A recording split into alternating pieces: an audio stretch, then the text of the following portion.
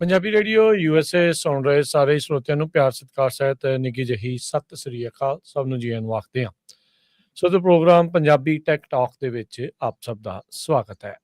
ਮੈਂ ਰਾਜਕਨਵੀਰ ਸਿੰਘ ਜੁੜ ਚੁੱਕੇ ਨੇ ਮੇਰੇ ਨਾਲ ਇਸ ਮੌਕੇ ਪੰਜਾਬੀ ਟੈਕ ਟਾਕ ਦੇ ਵਿੱਚ ਗੱਲਬਾਤ ਕਰਨ ਦੇ ਲਈ ਹਰਵਿੰਦਰ ਸਿੰਘ ਕੰਗ। ਹਰਵਿੰਦਰ ਜੀ ਆਇਆਂ ਨੂੰ ਸਵਾਗਤ ਹੈ। ਸਤਿ ਸ੍ਰੀ ਅਕਾਲ ਜੀ।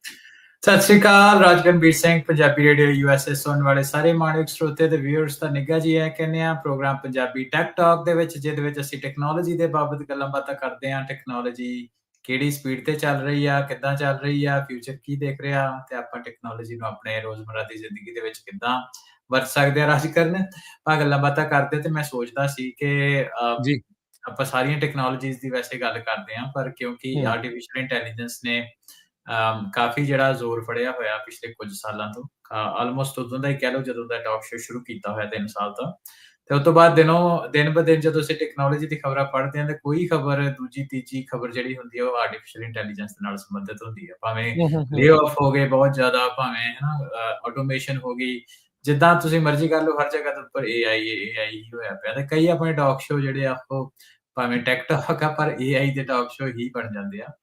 ਤੇ ਆਪਣਾ ਆਰਟੀਫਿਸ਼ੀਅਲ ਇੰਟੈਲੀਜੈਂਸ ਟੈਕਨੋਲੋਜੀ ਦਾ ਇੱਕ ਵੱਡਾ ਹਿੱਸਾ, ਤੇ ਜਿਹਦੇ ਵਿੱਚ ਜਿੰਨੀ ਭਾਵੇਂ ਤੁਸੀਂ ਜੰਗਾਂ ਦੀ ਗੱਲ ਕਰ ਲਓ, ਭਾਵੇਂ ਤੁਸੀਂ ਇਕੋਨਮੀ ਦੀ ਗੱਲ ਕਰ ਲਓ, ਭਾਵੇਂ ਤੁਸੀਂ ਇਕੋਨਮੀ ਦੇ ਵਿੱਚ ਜੌਬਾਂ ਵੀ ਆ ਜਾਂਦੀਆਂ ਨਾ, ਜੌਬਾਂ ਦੇ ਇੰਪੈਕਟ ਦੀ ਗੱਲ ਕਰ ਲਓ, ਹਨਾ, ਭਾਵੇਂ ਤੁਸੀਂ ਆਪਰੇਸ਼ਨਸ ਦੀ ਗੱਲ ਕਰ ਲਓ, ਐਕਸੀਕਿਊਸ਼ਨ ਦੀ ਗੱਲ ਕਰ ਲਓ, ਈਵਨ ਤੁਸੀਂ ਰੋਜ਼ਮਰਾ ਦੀ ਜ਼ਿੰਦਗੀ ਦੇ ਵਿੱਚ ਰਿਲੇਸ਼ਨਸ਼ਿਪ, ਲੋਕਾਂ ਦੇ ਨਾਲ ਕਮਿਊਨੀਕੇਸ਼ਨ ਦੀ ਗੱਲ ਕਰਦੇ ਹੋ, ਹਨਾ, ਈਮੇਲ, ਫੋਨ ਵਗੈਰਾ ਤੁਸੀਂ ਕਰਦੇ ਹੋ, ਤੇ ਉਹਦੇ ਵਿੱਚ ਵੀ ਆਰਟੀਫਿਸ਼ੀਅਲ ਇੰਟੈਲੀਜੈਂਸ ਕਿਸੇ ਨਾ ਕਿਸੇ ਜਗ੍ਹਾ ਆਪਣੀ ਜਿਹੜੀ ਲੱਤ ਉਡਾਈ ਦਿੰਦੀ ਆ। ਸੋ ਆਰਟੀਫਿਸ਼ੀਅਲ ਇੰਟੈਲੀਜੈਂਸ ਸ਼ੋ ਹੀ ਮੈਨੂੰ ਲੱਗਦਾ ਇਹ ਬਣ ਰਿਹਾ, ਪਰ ਚਲੋ ਸਾਡੀ ਕੋਸ਼ਿਸ਼ ਇਹ ਹੁੰਦੀ ਵੀ ਹਰ ਇੱਕ ਪੱਖ ਨੂੰ ਜਿਹੜਾ ਟੱਚ ਕੀਤਾ ਜਾਏ।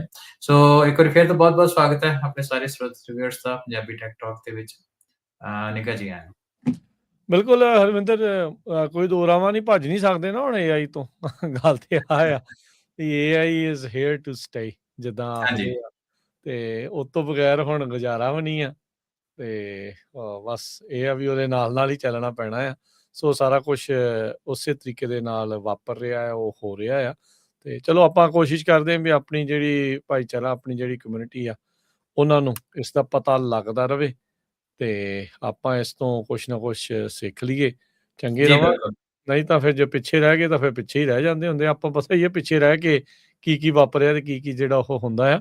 ਸੋ ਇਸ ਵਾਰ ਪਿੱਛੇ ਨਾ ਰਹੀਏ, ਉਹ ਜਿਹੜਾ ਉਹ ਬੈਟਰ ਜਿਹੜਾ ਹੋਊਗਾ। ਅੱਛਾ, ਸ਼ੁਰੂਆਤ ਹਰਵਿੰਦਰ ਗੱਲ ਕਰਦੇ ਹਾਂ। ਚਾਈਨਾ ਨੇ ਮੈਟਾ, ਜਿਹੜਾ ਫੇਸਬੁੱਕ, WhatsApp, ਇੰਸਟਾਗ੍ਰਾਮ ਦੀ ਪੇਰੈਂਟ ਕੰਪਨੀ ਆ, ਉਹਨੇ ਬਲੌਕ ਕਰਤਾ, ਜਿਹੜਾ $2 ਬਿਲੀਅਨ ਦਾ ਕੋਈ ਟੇਕ ਓਵਰ ਕਰ ਰਹੇ ਸੀ AI ਸਟਾਰਟਅਪ। ਮਾਨਸ ਕਹਿੰਦੇ ਆ ਉਸਨੂੰ, ਮਾਨਸ AI ਜਿਹੜਾ ਆ, ਉਸਦਾ ਜਿਹੜਾ ਟੇਕ ਓਵਰ ਕਰਨਾ ਚਾਹ ਰਹੇ ਸੀ ਮੈਟਾ ਵਾਲੇ, ਉਸਨੂੰ ਇਹਨਾਂ ਨੇ ਬਲੌਕ ਕਰ ਦਿੱਤਾ। ਚਾਈਨਾ ਵਾਲੇ ਕਹਿੰਦੇ ਵੀ ਅਸੀਂ ਰਿਵਰਸ ਕਰਾਂਗੇ ਇਹ ਜਿਹੜੀ AI ਦੀ ਐਕੁਇਜ਼ੀਸ਼ਨ ਹੋਈ ਆ ਮੈਟਾ ਦੇ ਦੁਆਰਾ।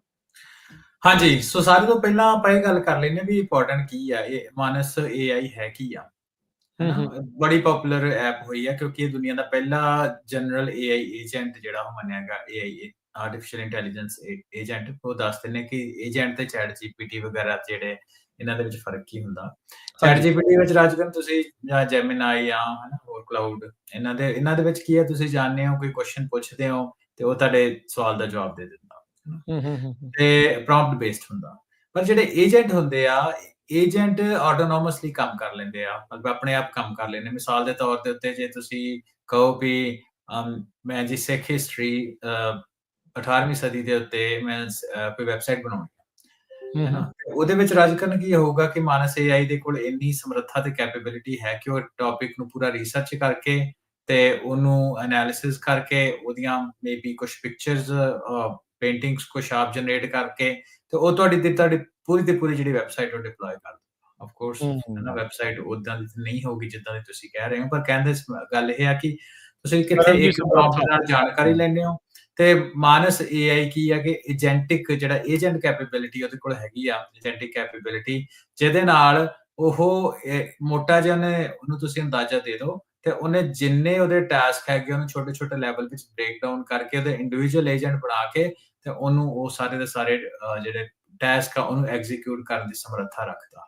ਹੈਨਾ। ਸੋ ਹੂੰ। ਚਾਈਨਾ ਦੇ ਵਿੱਚ ਇਹ ਸਟਾਰਟਅਪ ਸੀ, ਬਟਰਫਲਾਈ ਇਫੈਕਟ ਕਰਕੇ ਸੀ ਇਸ ਸਟਾਰਟਅਪ ਦਾ ਨਾਂ, ਤੇ ਉਹ ਚਾਈਨੀਜ਼ ਵੈਸੇ ਹੈਗੀ ਸੀ, ਪਰ ਲੇਟਰ ਉਹਨਾਂ ਨੇ ਆਪਣੇ ਆਪ ਨੂੰ ਸਿੰਗਾਪੁਰ ਮੂਵ ਕਰ ਲਿਆ ਸੀ, ਬਿਕਾਜ਼ ਉਹਨਾਂ ਦਾ ਆਈਡੀਆ ਹੈਗਾ ਸੀ ਕਿ ਚਾਈਨਾ ਜਿੱਦਾਂ ਹੈ ਨਾ ਇੱਕ ਕਲੋਜ਼ਡ ਕਾਈਂਡ ਆਫ ਇਕੋਨਮੀ ਆ, ਤੇ ਸਿੰਗਾਪੁਰ ਦੇ ਵਿੱਚ ਆਪਾਂ ਜਿਹੜੀ ਉਹਦਾ ਸੈਟਅਪ ਬਣਾ ਕੇ ਤੇ ਉਹਨੂੰ ਅਸੀਂ ਸੈਲ ਕਰ ਸਕਦੇ। ਉਹਨਾਂ ਦਾ ਆਈਡੀਆ ਮੈਨੂੰ ਲੱਗਦਾ ਇਹੀ ਸੀ, ਪਰ ਹੁਣ ਵਿੱਚ ਉਹ ਜਿਹੜਾ ਚਾਈਨਾ ਵਿੱਚ ਆ ਗਿਆ, ਉਹਦੇ ਬਾਰੇ ਵੀ ਆਪਾਂ ਡੀਟੇਲ ਦੀ ਗੱਲਾਂ ਬਾਤਾਂ ਕਰਦੇ ਹਾਂ ਵੀ ਉਹ ਕਿਉਂ ਹੋਇਆ, ਉਹਦੇ ਇੰਪੈਕਟ ਕੀ ਆ।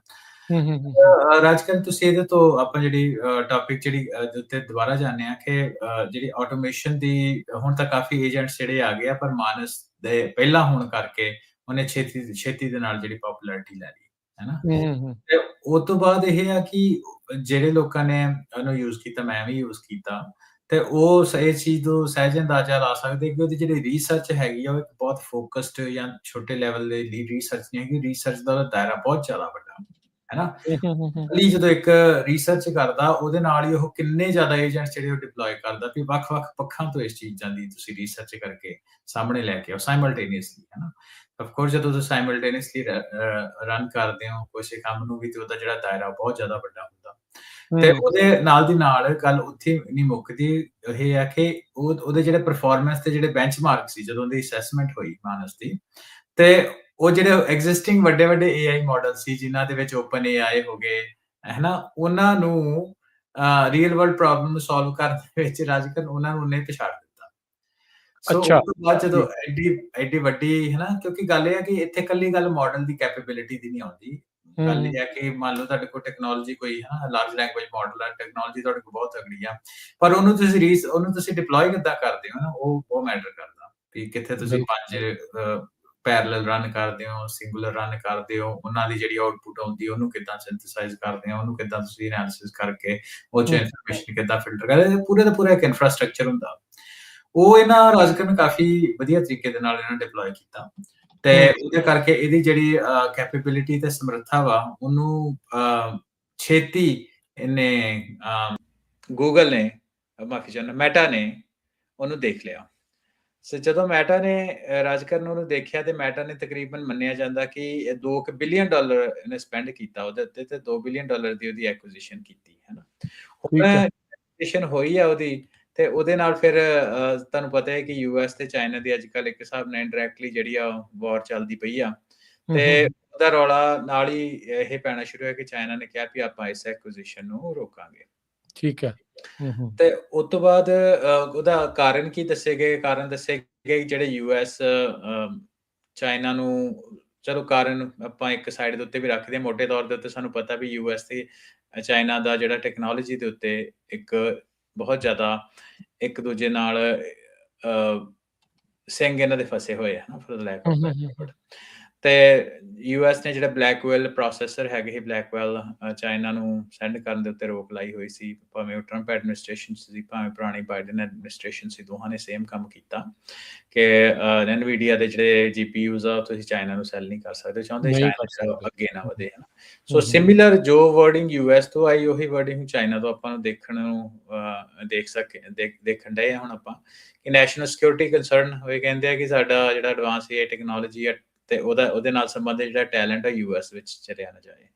ਉਹ ਚਾਹੁੰਦੇ ਆ ਕਿ ਜਿਹੜਾ ਸਾਡਾ ਬ੍ਰੇਨ ਡਰੇਨ ਆ, ਇੰਜੀਨੀਅਰਸ, ਆਰਟੀਫਿਸ਼ੀਅਲ ਇੰਟੈਲੀਜੈਂਸ ਤੇ ਕੰਮ ਕਰਨ ਵਾਲੇ ਇੰਜੀਨੀਅਰ ਤੇ ਜਿਹੜੀ ਸਾਡੀ ਇੰਟੈਲੈਕਚੁਅਲ ਪ੍ਰਾਪਰਟੀ ਆ, ਉਹਦਾ ਬ੍ਰੇਨ ਡਰੇਨ ਨਾ ਹੋਵੇ। ਤੇ ਨਾਲ ਦੀ ਨਾਲ ਉਹਨਾਂ ਇਹ ਕਹਿਤਾ ਵੀ ਆਰਟੀਫਿਸ਼ੀਅਲ ਇੰਟੈਲੀਜੈਂਸ ਸਾਡਾ ਸੈਂਸਿਟਿਵ ਟੈਕ ਸੈਕਟਰ ਆ, ਤੇ ਆਪਾਂ ਆਪਣੇ ਰੂਲ ਜਿਹੜੇ ਆ ਉਹ ਟਾਈਟ ਕਰਾਂਗੇ, ਜਾਂ ਉਹ ਕਰ ਰਹੇ ਆ ਫੋਰਨ ਐਕੁਜੀਸ਼ਨ ਦੇ ਉੱਤੇ। ਤੇ ਗੱਲ ਕੱਲੀ ਇੱਥੇ ਨਹੀਂ, ਜਿਹੜੇ ਮਾਨਸ ਉੱਤੇ ਕੰਮ ਵੀ ਕਰਦੇ ਆ ਇੰਜੀਨੀਅਰਸ, ਉਹਨਾਂ ਦੇ ਉੱਤੇ ਚਾਈਨਾ ਦੇ ਵਿੱਚ ਹੀ ਉਹਨਾਂ ਰਹਿਣ ਦੀ ਉਹਨਾਂ ਨੂੰ ਆਗਿਆ ਦਿੱਤੀ, ਚਾਈਨਾ ਛੱਡ ਕੇ ਉਹ ਬਾਹਰ ਨਹੀਂ ਜਾ ਸਕਦੇ। ਤੇ ਹੁਣ ਜਿਹੜੀ ਤੁਸੀਂ ਗੱਲ ਕੀਤੀ ਕਿ ਅਨਯੂਜੂਅਲ ਚ ਗੱਲ ਕੀ ਆ, ਅਨਯੂਜੂਅਲ ਗੱਲ ਇਹ ਆ ਕਿ ਉਹ ਕੱਲੀ ਬਲੌਕ ਨਹੀਂ ਕਰ ਰਿਹਾ ਡੀਲ, ਉਹ ਕਹਿੰਦਾ ਕਿ ਅਸੀਂ ਟ੍ਰਾਂਜੈਕਸ਼ਨ ਜਿਹੜੀ ਉਹਨੂੰ ਰਿਵਰਸ ਕਰਾਂਗੇ, ਜਿਹੜੀ ਕਿ ਆਲਮੋਸਟ ਹੁਣ ਹੈ ਨਾ, ਆਲਮੋਸਟ ਕਲੋਜ਼ਰ ਟੂ ਡਨ ਔਰ ਕੰਪਲੀਸ਼ਨ ਆ। ਤੇ ਉਹਦੇ ਜਿੰਨੇ ਵੀ ਲੀਡਰਸ ਮੈਂ ਦੱਸਿਆ ਕਿ ਉਹ ਚਾਈਨਾ ਨੂੰ ਛੱਡ ਨਹੀਂ ਸਕਦੇ, ਤੇ ਚਾਈਨਾ ਜਿਹੜਾ ਵਾ ਆਰਟੀਫਿਸ਼ੀਅਲ ਇੰਟੈਲੀਜੈਂਸ ਨੂੰ ਲੈ ਕੇ ਜ਼ਿਆਦਾ ਅਗਰੈਸਿਵ ਹੋ ਰਿਹਾ। ਹੁਣ ਰਾਜਕਰਨ ਗੱਲ ਇਹ ਹੈ ਵੀ ਕਹਿਣ ਨੂੰ ਤਾਂ ਭਾਵੇਂ ਜੋ ਮਰਜ਼ੀ ਕੋਈ ਕਹੀ ਜਾਏ, ਹੈ ਨਾ, ਪਰ ਗੱਲ ਇਹ ਹੈ ਕਿ ਪ੍ਰੈਕਟੀਕਲੀ ਗੱਲ ਕੀ ਆ, ਤੇ ਇਹਦੀ ਇੰਪਲੀਕੇਸ਼ਨ ਕੀ ਆ। ਉਹ ਇਹ ਆ ਜਿਹੜਾ ਆਰਟੀਫਿਸ਼ੀਅਲ ਇੰਟੈਲੀਜੈਂਸ ਆ, ਇਹ ਬੜੀ ਸਟਰੋਂਗ ਟੈਕਨੋਲੋਜੀ ਆ, ਇਹ ਹੁਣ ਜਿਹੜੀ ਇਹਦੀ ਜਿਹੜੀ ਸ਼ੈਡੋ ਹੈ ਪੋਲਿਟਿਕਸ ਉੱਤੇ ਸਾਨੂੰ ਪਤਾ ਪੈਣ ਲੱਗ ਪੈਣੀ ਜੇ ਪੈਣੀ ਗੱਲ ਕੀਤੀ ਹੈ ਨਾ, ਵੀ AI ਟੈਲੈਂਟ ਟੈਕਨੋਲੋਜੀ ਜਿਹੜੇ ਆ ਉਹ ਹੁਣ ਕੰਟਰੀਜ਼ ਦੇ ਸਟ੍ਰੈਟੇਜਿਕ ਐਸੈਟਸ ਹੋ ਗਿਆ। ਸੋ ਆਪਣੀ ਕਮਿਊਨਿਟੀ ਦੇ ਲਈ ਇਹ ਜਿਹੜੀ ਮੈਂ ਅੱਖਰ ਵਰਤਿਆ ਨਾ ਬਹੁਤ ਜ਼ਰੂਰੀ ਆ, ਕਿ ਜੇ ਤੁਸੀਂ ਇੱਕ ਵਰਕਫੋਰਸ ਹੀ ਬਣਨਾ, ਜੇ ਆਪਾਂ ਐਜ਼ ਅ ਲੇਬਰ ਹੀ ਕੰਮ ਕਰਨਾ, ਲੇਬਰ ਆਪਣੇ ਹੋਰ ਤਰ੍ਹਾਂ ਦਾ ਵਰਡ ਵਰਤਦੇ, ਪਰ ਇਨ ਜਨਰਲ ਆਪਾਂ ਸਾਰੇ ਜਾਣੇ ਜਦੋਂ ਇੰਪਲੋਈ ਬਣ ਕੇ ਕੰਮ ਕਰਨਾ, ਇੰਪਲੋਈ ਬਣ ਕੇ ਹੀ ਕੰਮ ਕਰਨਾ, ਤੇ ਕਿਹੜੇ ਇੰਪਲੋਈਜ਼ ਦੀ ਰਾਜ ਕਰਨ ਵੈਲਿਊ ਜ਼ਿਆਦਾ ਹੁੰਦੀ ਆ? ਇੱਕ ਉਹ ਇੰਪਲੋਈ ਦੀ ਜਿਹੜਾ ਕਿ ਰਿਡੰਡੈਂਟ ਕੰਮ ਕਰਦਾ, ਕਿ ਉਹ ਇੰਪਲੋਈ ਜਿਹੜਾ ਕੋਈ ਸਟ੍ਰੈਟੇਜਿਕ ਕੰਮ ਕਰਦਾ? ਯਾ ਹੈਨਾ। ਸੋ ਇੱਥੇ ਇਹ ਗੱਲ ਇਹ ਆ ਕਿ ਇਹ ਦ ਵਾਸ਼ਿੰਗਟਨ ਪੋਸਟ ਨੇ ਵਰਡ ਯੂਜ਼ ਕੀਤਾ ਵੀ ਇਹ ਇੱਕ ਕੇਸ ਸਟੱਡੀ ਆ, ਜਿਹੜੀ ਇਹ ਸ਼ੋ ਕਰਦੀ ਆ ਕਿ ਆਰਟੀਫਿਸ਼ੀਅਲ ਇੰਟੈਲੀਜੈਂਸ ਦਾ ਟੈਲੈਂਟ ਤੇ technology are treated like a strategic assets. ਹੈਨਾ, ਸਟ੍ਰੈਟੇਜਿਕ ਐਸੈਟਸ ਆ ਵੀ ਉਹਨਾਂ ਦੇ ਉੱਤੇ ਸਾਰੇ ਦੇਸ਼ਾਂ ਨੇ, ਸਾਰੀ ਕੰਟਰੀਜ਼ ਨੇ ਉਹਨਾਂ ਨੂੰ ਚਾਹਣਾ ਵੀ ਉਹ ਸਾਡੇ ਦੇ ਨਾਲ ਆਉਣ। ਇਹਦੇ ਕਰਕੇ ਤੁਹਾਡੀ ਵਰਥ ਵਧੇਗੀ। ਜਦੋਂ ਤੁਹਾਡੀ ਵਰਥ ਵਧੇਗੀ ਤੇ ਆਫ ਕੋਰਸ ਤੁਸੀਂ ਅਰਨ ਵੀ ਵੱਧ ਕਰ ਸਕੋਗੇ, ਤੁਸੀਂ ਆਪਣੀ ਸ਼ਰਤਾਂ ਉੱਤੇ ਵੀ ਕੰਮ ਕਰ ਸਕੋਗੇ, ਯੂ ਨੇਮ ਇਟ, ਜੇ ਤੁਸੀਂ ਸਟ੍ਰੈਟੇਜਿਕ ਐਸੈਟ ਹੋਏ। ਜੇ ਤੁਸੀਂ ਹੈਗੇ ਆ ਕਿ ਰਿਡੰਡੈਂਟ ਕੰਮ ਕਰਨ ਵਾਲੇ ਲੋਕ, ਵੀ ਇੱਕ ਤਰ੍ਹਾਂ ਦਾ ਹੀ ਕੰਮ ਰੋਜ਼ ਕਰੀ ਕੇ ਗਏ ਜੌਬ ਦੇ ਉੱਤੇ, ਜੌਬ ਵਾਂਗੂ ਕੰਮ ਕੀਤਾ ਤੇ ਉਸ ਤਰੀਕੇ ਨਾਲ ਹੈ ਨਾ ਤੁਸੀਂ ਲੈ ਕੇ ਤੁਰਦੇ ਗਏ, ਤੇ ਉਸ ਤਰੀਕੇ ਦੇ ਨਾਲ ਤੁਹਾਡੀ ਜਿਹੜੀ ਆ ਵੈਲਿਊ ਆ ਉਹ ਨਹੀਂ ਹੋਏਗੀ। ਦੂਸਰੀ ਗੱਲ ਇਹ ਆ ਕਿ ਮੈਟਾ ਨੇ ਇਹਦੇ ਵਿੱਚ ਦੂਸਰੀ ਜਿਹੜੀ ਕੱਢਣ ਪਾਉਣ ਵਾਲੀ ਗੱਲ ਇਹ ਆ ਕਿ ਮੈਟਾ ਨੇ ਕੋਸ਼ਿਸ਼ ਕੀਤੀ $2 ਬਿਲੀਅਨ ਇਹਨੂੰ ਸਪੈਂਡ ਕਰਕੇ ਇਹਨੂੰ ਬਾਏ ਕਰਨ ਦੀ। ਉਹਦਾ ਇਹ ਆ ਕਿ ਉਹਨਾਂ ਨੂੰ ਪਤਾ ਜੈਮੀਨਾਈ, ਗੂਗਲ, ਚੈਟ GPT ਇਹ ਵੱਡੇ ਨਾਂ ਹੈਗੇ ਆ ਨਾ, ਡੀਪਸੀਕ ਹੋ ਗਏ, ਐਂਥਰੋਪਿਕ ਹੋ ਗਏ, ਮੈਟਾ ਦਾ ਨਾਂ ਜਿਹੜਾ ਉਹ ਜੇ ਕਿਤੇ ਨਹੀਂ ਹੈਗਾ। ਸੋ ਉਹਨੇ ਕੋਸ਼ਿਸ਼ ਕੀਤੀ ਆ ਕਿ ਆਪਾਂ ਇਸ ਤਰੀਕੇ ਦੇ ਨਾਲ ਇਸ ਰੇਸ ਤੇ ਹਾਣੀ ਬਣੀ ਆ। ਸਾਨੂੰ ਪਤਾ ਕਿ ਪਿਛਲੇ ਹਫ਼ਤੇ ਦੀ ਇਹ ਜੇ ਗੱਲ ਆ, ਉਹਨਾਂ 8,000 ਤੋਂ ਉੱਪਰ ਜਿਹੜਾ ਬੰਦਾ ਉਹ ਤੋਂ ਹੋਰ ਕੱਢਿਆ ਹਨ ਪਿਛਲੇ ਕੁਛ 2-3 ਸਾਲਾਂ ਦੇ ਵਿੱਚ। ਉਹਨਾਂ 30,000 ਦੇ ਕਰੀਬ ਜਿਹੜਾ ਆਪਣਾ ਇੰਪਲੋਈ ਆ ਉਹ ਕੱਢਿਆ ਆਪਣੇ ਖਰਚੇ ਬਚਾਉਣ ਦੇ ਲਈ, ਤੇ ਉਹਨੇ ਕਮਿਟ ਕੀਤਾ ਵੀ ਆਪਾਂ $170 ਬਿਲੀਅਨ ਜਿਹੜਾ ਆਰਟੀਫਿਸ਼ੀਅਲ ਇੰਟੈਲੀਜੈਂਸ ਉੱਤੇ ਆਪਾਂ ਸਪੈਂਡ ਕਰਨਾ। ਸੋ ਪਰ ਹੁਣ ਦੇਖਣ ਨੂੰ ਰਾਜਗੰਨੇ ਦੇ 'ਚ ਇਹ ਲੱਗ ਰਿਹਾ ਕਿ ਜਿਹੜੇ ਬੈਰੀਅਰਸ ਹੈਗੇ ਆ, ਚਾਈਨੀਜ਼ ਜਿਨ੍ਹਾਂ ਦੀ ਚਾਈਨੀਜ਼ ਟਾਈਜ਼ ਹੈਗੀ ਆ, ਉਹਨਾਂ ਦੀ ਐਕੁਜੀਸ਼ਨ ਕਰਨੀ ਦਿਨੋਂ ਦਿਨ ਜਿਹੜੀ ਆ ਔਖੀ ਹੋ ਰਹੀ ਆ। ਤੇ ਇਹ ਸਾਰੇ ਹਰਮਿੰਦਰ ਇਹ ਵੀ ਨਹੀਂ ਵੀ ਜਿੱਦਾਂ ਆਪਾਂ ਟਿਕਟੌਕ ਦੇ ਸੌਰੀ ਜਿਹੜਾ ਟਿਕਟੌਕ ਆ ਉਹਦਾ ਆਪਾਂ ਜਿਹੜਾ ਦੇਖਿਆ ਸੀਗਾ ਵੀ ਅਮਰੀਕਾ ਵਾਲੇ ਕਹਿੰਦੇ ਵੀ ਨਹੀਂ, ਜੇ ਅਮਰੀਕਾ 'ਚ ਚਲਾਉਣੀ ਆ ਤਾਂ ਤੁਹਾਨੂੰ ਸਾਡੇ ਹਿਸਾਬ ਨਾਲ ਚੱਲਣਾ ਪੈਣਾ। ਸੋ ਚਾਈਨਾ ਵੀ ਉਹ ਗੱਲ ਉੱਥੇ ਬਦਲਾ Huawei ਦੀ ਐਗਜ਼ਾਮਪਲ ਲੈ ਲਓ, ਆਪਣਾ Blackwell ਪ੍ਰੋਸੈਸਰ ਦੀ ਐਗਜ਼ਾਮਪਲ ਲੈ ਲਓ, ਟਿਕਟੌਕ ਦੀ ਐਗਜ਼ਾਮਪਲ ਲੈ ਲਓ, ਹੈ ਨਾ। ਇਹ ਸਾਰੀਆਂ ਦੇ ਵਿੱਚ technology in middle and centre ਆ, ਹੈ ਨਾ। ਸੋ ਉਹਦੇ ਵਿੱਚ ਇਹ ਹੈ ਕਿ ਉਸ ਟੈਕਨੋਲੋਜੀ ਤੇ ਕੰਟਰੋਲ ਕਿਹਦਾ, ਡੇਟਾ ਉੱਤੇ ਕੰਟਰੋਲ ਕਿਹਦਾ, ਤੇ ਆਰਟੀਫਿਸ਼ੀਅਲ ਇੰਟੈਲੀਜੈਂਸ ਤੇ ਕੰਪਿਊਟ ਉਹਦੀ ਟੈਕਨੋਲੋਜੀ ਤੇ ਕੰਟਰੋਲ ਕਿਹਦਾ ਇਨ ਦਿਸ ਕੇਸ। ਤੇ ਉਹ ਕੋਈ ਵੀ ਦੇਸ਼ ਜਿਹੜਾ ਉਹਨੂੰ ਛੱਡਣਾ ਨਹੀਂ ਚਾਹੁੰਦਾ, ਕਿਉਂਕਿ ਉਹ ਬੇਸਿਕਲੀ ਉਹਦੀ ਐਜ ਆ।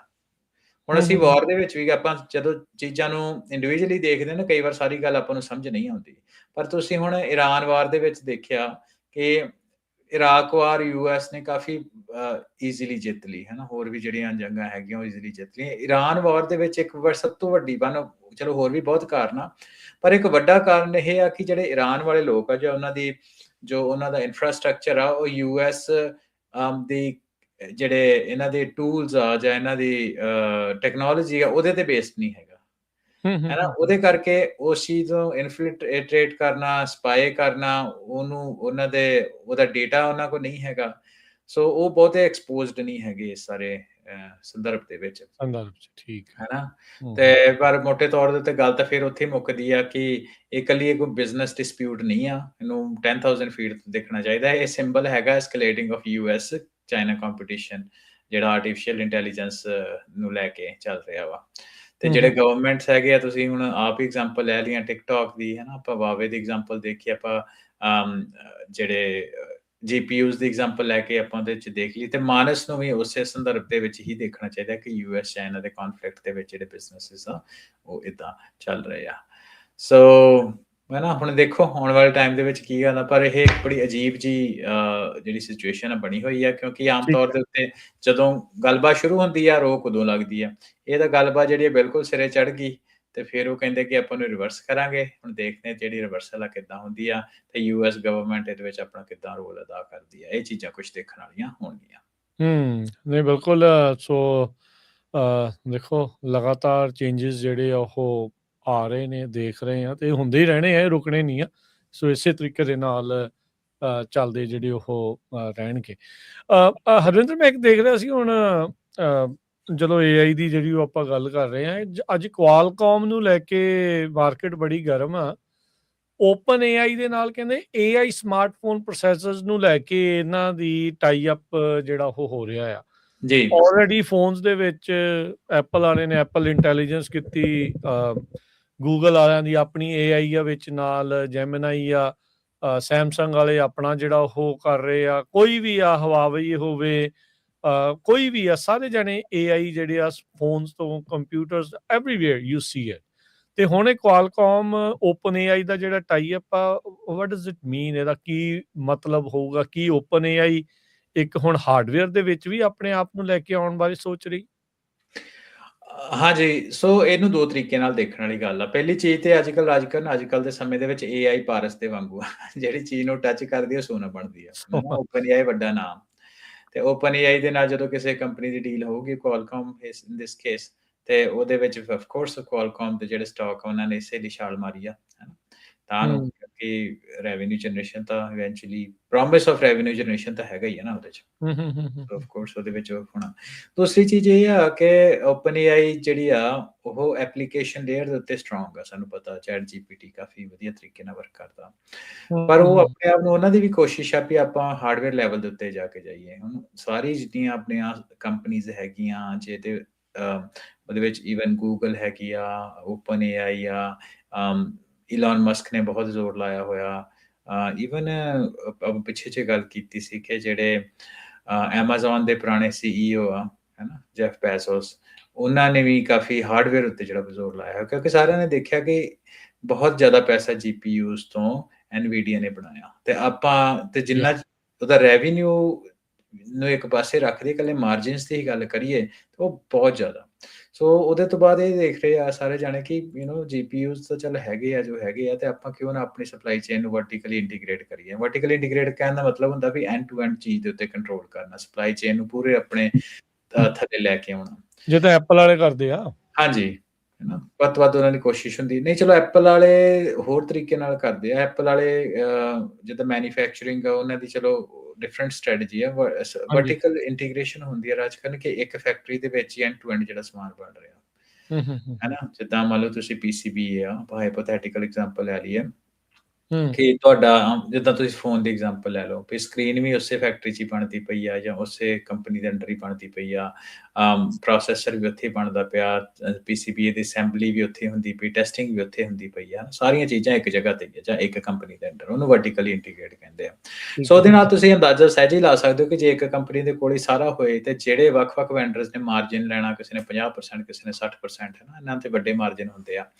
ਤੇ ਉਹ ਜਿਹੜੇ ਮਾਰਜਿਨ ਆ, ਉਹ ਵਰਟੀਕਲ ਇੰਟੀਗ੍ਰੇਸ਼ਨ ਦੇ ਨਾਲ ਤੁਹਾਡੇ ਕੋਲ ਹੀ ਰਹਿ ਜਾਂਦੇ ਆ, ਹਨਾ। ਪਰ ਇਹਦੀ ਡਾਊਨ ਸਾਈਡ ਵੀ ਇਹ ਹੈ ਕਿ ਜਿਹੜੇ ਮੈਨੂਫੈਕਚਰਿੰਗ ਵਾਲੇ ਲੋਕ ਉਹਨਾਂ ਨੂੰ ਪਤਾ ਹੋਊਗਾ ਕਿ ਜਦੋਂ ਤੁਸੀਂ ਆਪਣਾ ਖਿਲਾਰਾ ਜਿਹਾ ਵਧਾਉਂਦੇ ਹੋ, ਤੇ ਉਹਨੂੰ ਮੈਨੇਜ ਕਰਨਾ ਵੀ ਕਈ ਵਾਰ ਔਖਾ ਹੋ ਜਾਂਦਾ। ਸੋ ਐਪਲ ਵਰਟੀਕਲੀ ਇੰਟੀਗ੍ਰੇਟਿਡ ਤਾਂ ਉਸ ਹਿਸਾਬ ਨਾਲ ਨਹੀਂ ਆ, ਪਰ ਵੱਧ ਤੋਂ ਵੱਧ ਉਹਨਾਂ ਦੀ ਕੋਸ਼ਿਸ਼ ਹੁੰਦੀ ਆ ਕਿ ਆਪਾਂ ਬਾਏ ਦਾ ਸ਼ੇਅਰ ਮਾਰਜਿਨ, ਬਾਏ ਦਾ ਸ਼ੇਅਰ ਵੋਲਿਊਮ ਜਿਹੜਾ ਉਹਨਾਂ ਕੋਲ ਹੈਗਾ, ਉਹ ਬਾਹਮ ਰੋੜ ਲੈਂਦੇ ਆ ਐਮਾਜ਼ੋਨ ਵਾਂਗੂ। ਜਿਹੜੇ ਵੈਂਡਰਸ ਹੁੰਦੇ ਉਹਨਾਂ ਦੇ ਮਾਰਜਿਨ ਘਟਾ ਦਿੰਦੇ ਆ, ਹਨਾ। ਪਰ ਚਲੋ, ਜਿਹੜੇ ਸਬ ਵੈਂਡਰ ਹੁੰਦੇ ਆ, ਉਹ ਪੈਸੇ ਕਮਾਉਂਦੇ ਆ ਜਸਟ ਬਾਏ ਦਾ ਵੋਲਿਊਮ, ਮਾਰਜਿਨ ਤੋਂ ਨਹੀਂ। ਤੇ ਮਾਰਜਿਨ ਤੋਂ ਮਤਲਬ ਵੀ ਉਹਨਾਂ ਨਹੀਂ ਵੀ, ਹਨਾ। ਸੋ ਪਰ ਵਰਟੀਕਲ ਇੰਟੀਗ੍ਰੇਸ਼ਨ ਹੁੰਦੀ ਵੀ ਹਰ ਇੱਕ ਅੰਡਰ ਵਨ ਅੰਬ੍ਰੇਲਾ। ਸੋ ਉਹਦੇ ਵਿੱਚ ਚਲੋ ਹਰ ਇੱਕ ਐਂਡ ਟੂ ਐਂਡ, ਹਰ ਇੱਕ 100% ਵਰਟੀਕਲ ਇੰਟੀਗ੍ਰੇਸ਼ਨ ਤਾਂ ਪੋਸੀਬਲ ਨਹੀਂ ਆ। ਸੋ ਇਹਨੂੰ ਵੀ ਇਸ ਸੰਦਰਭ ਦੇ ਵਿੱਚ ਦੇਖਿਆ ਜਾ ਸਕਦਾ ਕਿ ਐਪਲੀਕੇਸ਼ਨ ਲੇਅਰ, ਸੌਫਟਵੇਅਰ ਲੇਅਰ ਤਾਂ ਇਹਨਾਂ ਨੇ ਚੈਟ GPT, ਜੈਮਨਾਈ ਵਗੈਰਾ ਨੇ ਬਣਾਈ ਆ।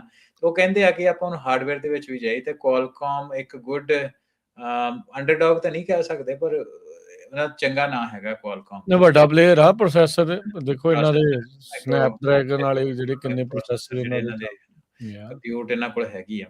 ਐਂਡਰੋਇਡ ਦੇ ਮੈਨੂੰ ਲੱਗਦਾ ਮੈਜੋਰਿਟੀ ਆਫ ਦਾ ਪ੍ਰੋਸੈਸਰ ਇਹਨਾਂ ਦੇ ਹੀ ਚੱਲਦੇ ਆ। ਹਾਂਜੀ, ਬਿਲਕੁਲ ਚੱਲਦੇ ਆ। ਤੇ ਪਰ ਮੈਂ ਇਹ ਆਰਟੀਫੀਸ਼ੀਅਲ ਇੰਟੈਲੀਜੈਂਸ ਦੇ ਸੰਦਰਭ 'ਚ ਗੱਲ ਕਰਦਾ ਕਿ NVIDIA ਤਾਂ ਨਹੀਂ ਆ ਉਹ, ਪਰ ਫਿਊਚਰ ਪੋਸੀਬਲ NVIDIA ਹੋ ਸਕਦਾ ਜੇ ਵਰਟੀਕਲ ਇੰਟੀਗ੍ਰੇਟ ਹੋ ਜਾਏ।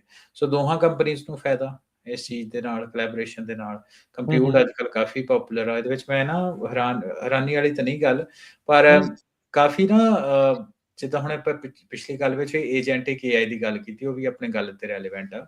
ਤੇ ਜਿਹੜੇ ਮੈਕ ਮਿਨੀ ਆ ਨਾ ਇਹਦੇ, ਜਾਂ ਮੈਕ ਕਹਿ ਲਓ ਛੋਟੇ ਵਾਲੇ, ਉਹ ਅੱਜ ਕੱਲ ਉਹਦੀ ਜਿਹੜੀ ਕਾਫੀ ਸ਼ਾਰਟੇਜ ਆਈ ਹੋਈ ਆ। ਸੋ ਮੈਂ ਦੇਖਦਾ ਸੀ ਉਹਦੀ ਸ਼ਾਰਟੇਜ ਕਿਉਂ ਆਈ ਹੈ। ਸੋ ਉਹਦਾ ਕਾਰਨ ਹੈ ਕਿ ਆਟੋਨੋਮਸ ਏਜੰਟਸ ਅੱਜ ਕੱਲ ਕਾਫੀ, ਜਦੋਂ ਓਪਨ ਕਲਾਅ ਹੋ ਗਏ ਵਗੈਰਾ, ਇਹ ਕਾਫੀ ਅੱਜ ਕੱਲ ਪੋਪੂਲਰ ਆ। ਸੋ ਲੋਕੀ ਚਾਹੁੰਦੇ ਆ ਵੀ ਇਦਾਂ ਦਾ ਇੱਕ ਲੈ ਕੇ ਉਹਦੇ ਵਿੱਚ ਸਾਰੇ ਜਿਹੜੇ ਆਪਣੇ ਇਨਫਰਾਸਟ੍ਰਕਚਰ ਆ ਉਹਦੇ ਵਿੱਚ ਸਪੈਂਡ ਕੀਤਾ ਜਾਏ, ਤੇ ਉਹਦੇ ਲਈ ਇਹ ਜਿਹੜਾ ਮੈਕ ਮਿਨੀ ਆ ਕਾਫੀ ਇੱਕ ਕੰਪੈਕਟ ਜੀ ਡਿਵਾਈਸ ਆ ਤੇ ਕਾਫੀ ਰਿਲਾਇਬਲ ਆ। ਸੋ ਉਹਦੇ ਕਰਕੇ ਕਹਿੰਦਾ ਮਤਲਬ ਵੀ ਕੰਪਿਊਟ ਤਾਂ ਅੱਜ ਦੇ ਦਿਨ ਵਿੱਚ ਸੋਨਾ ਚੱਲਦਾ ਪਿਆ।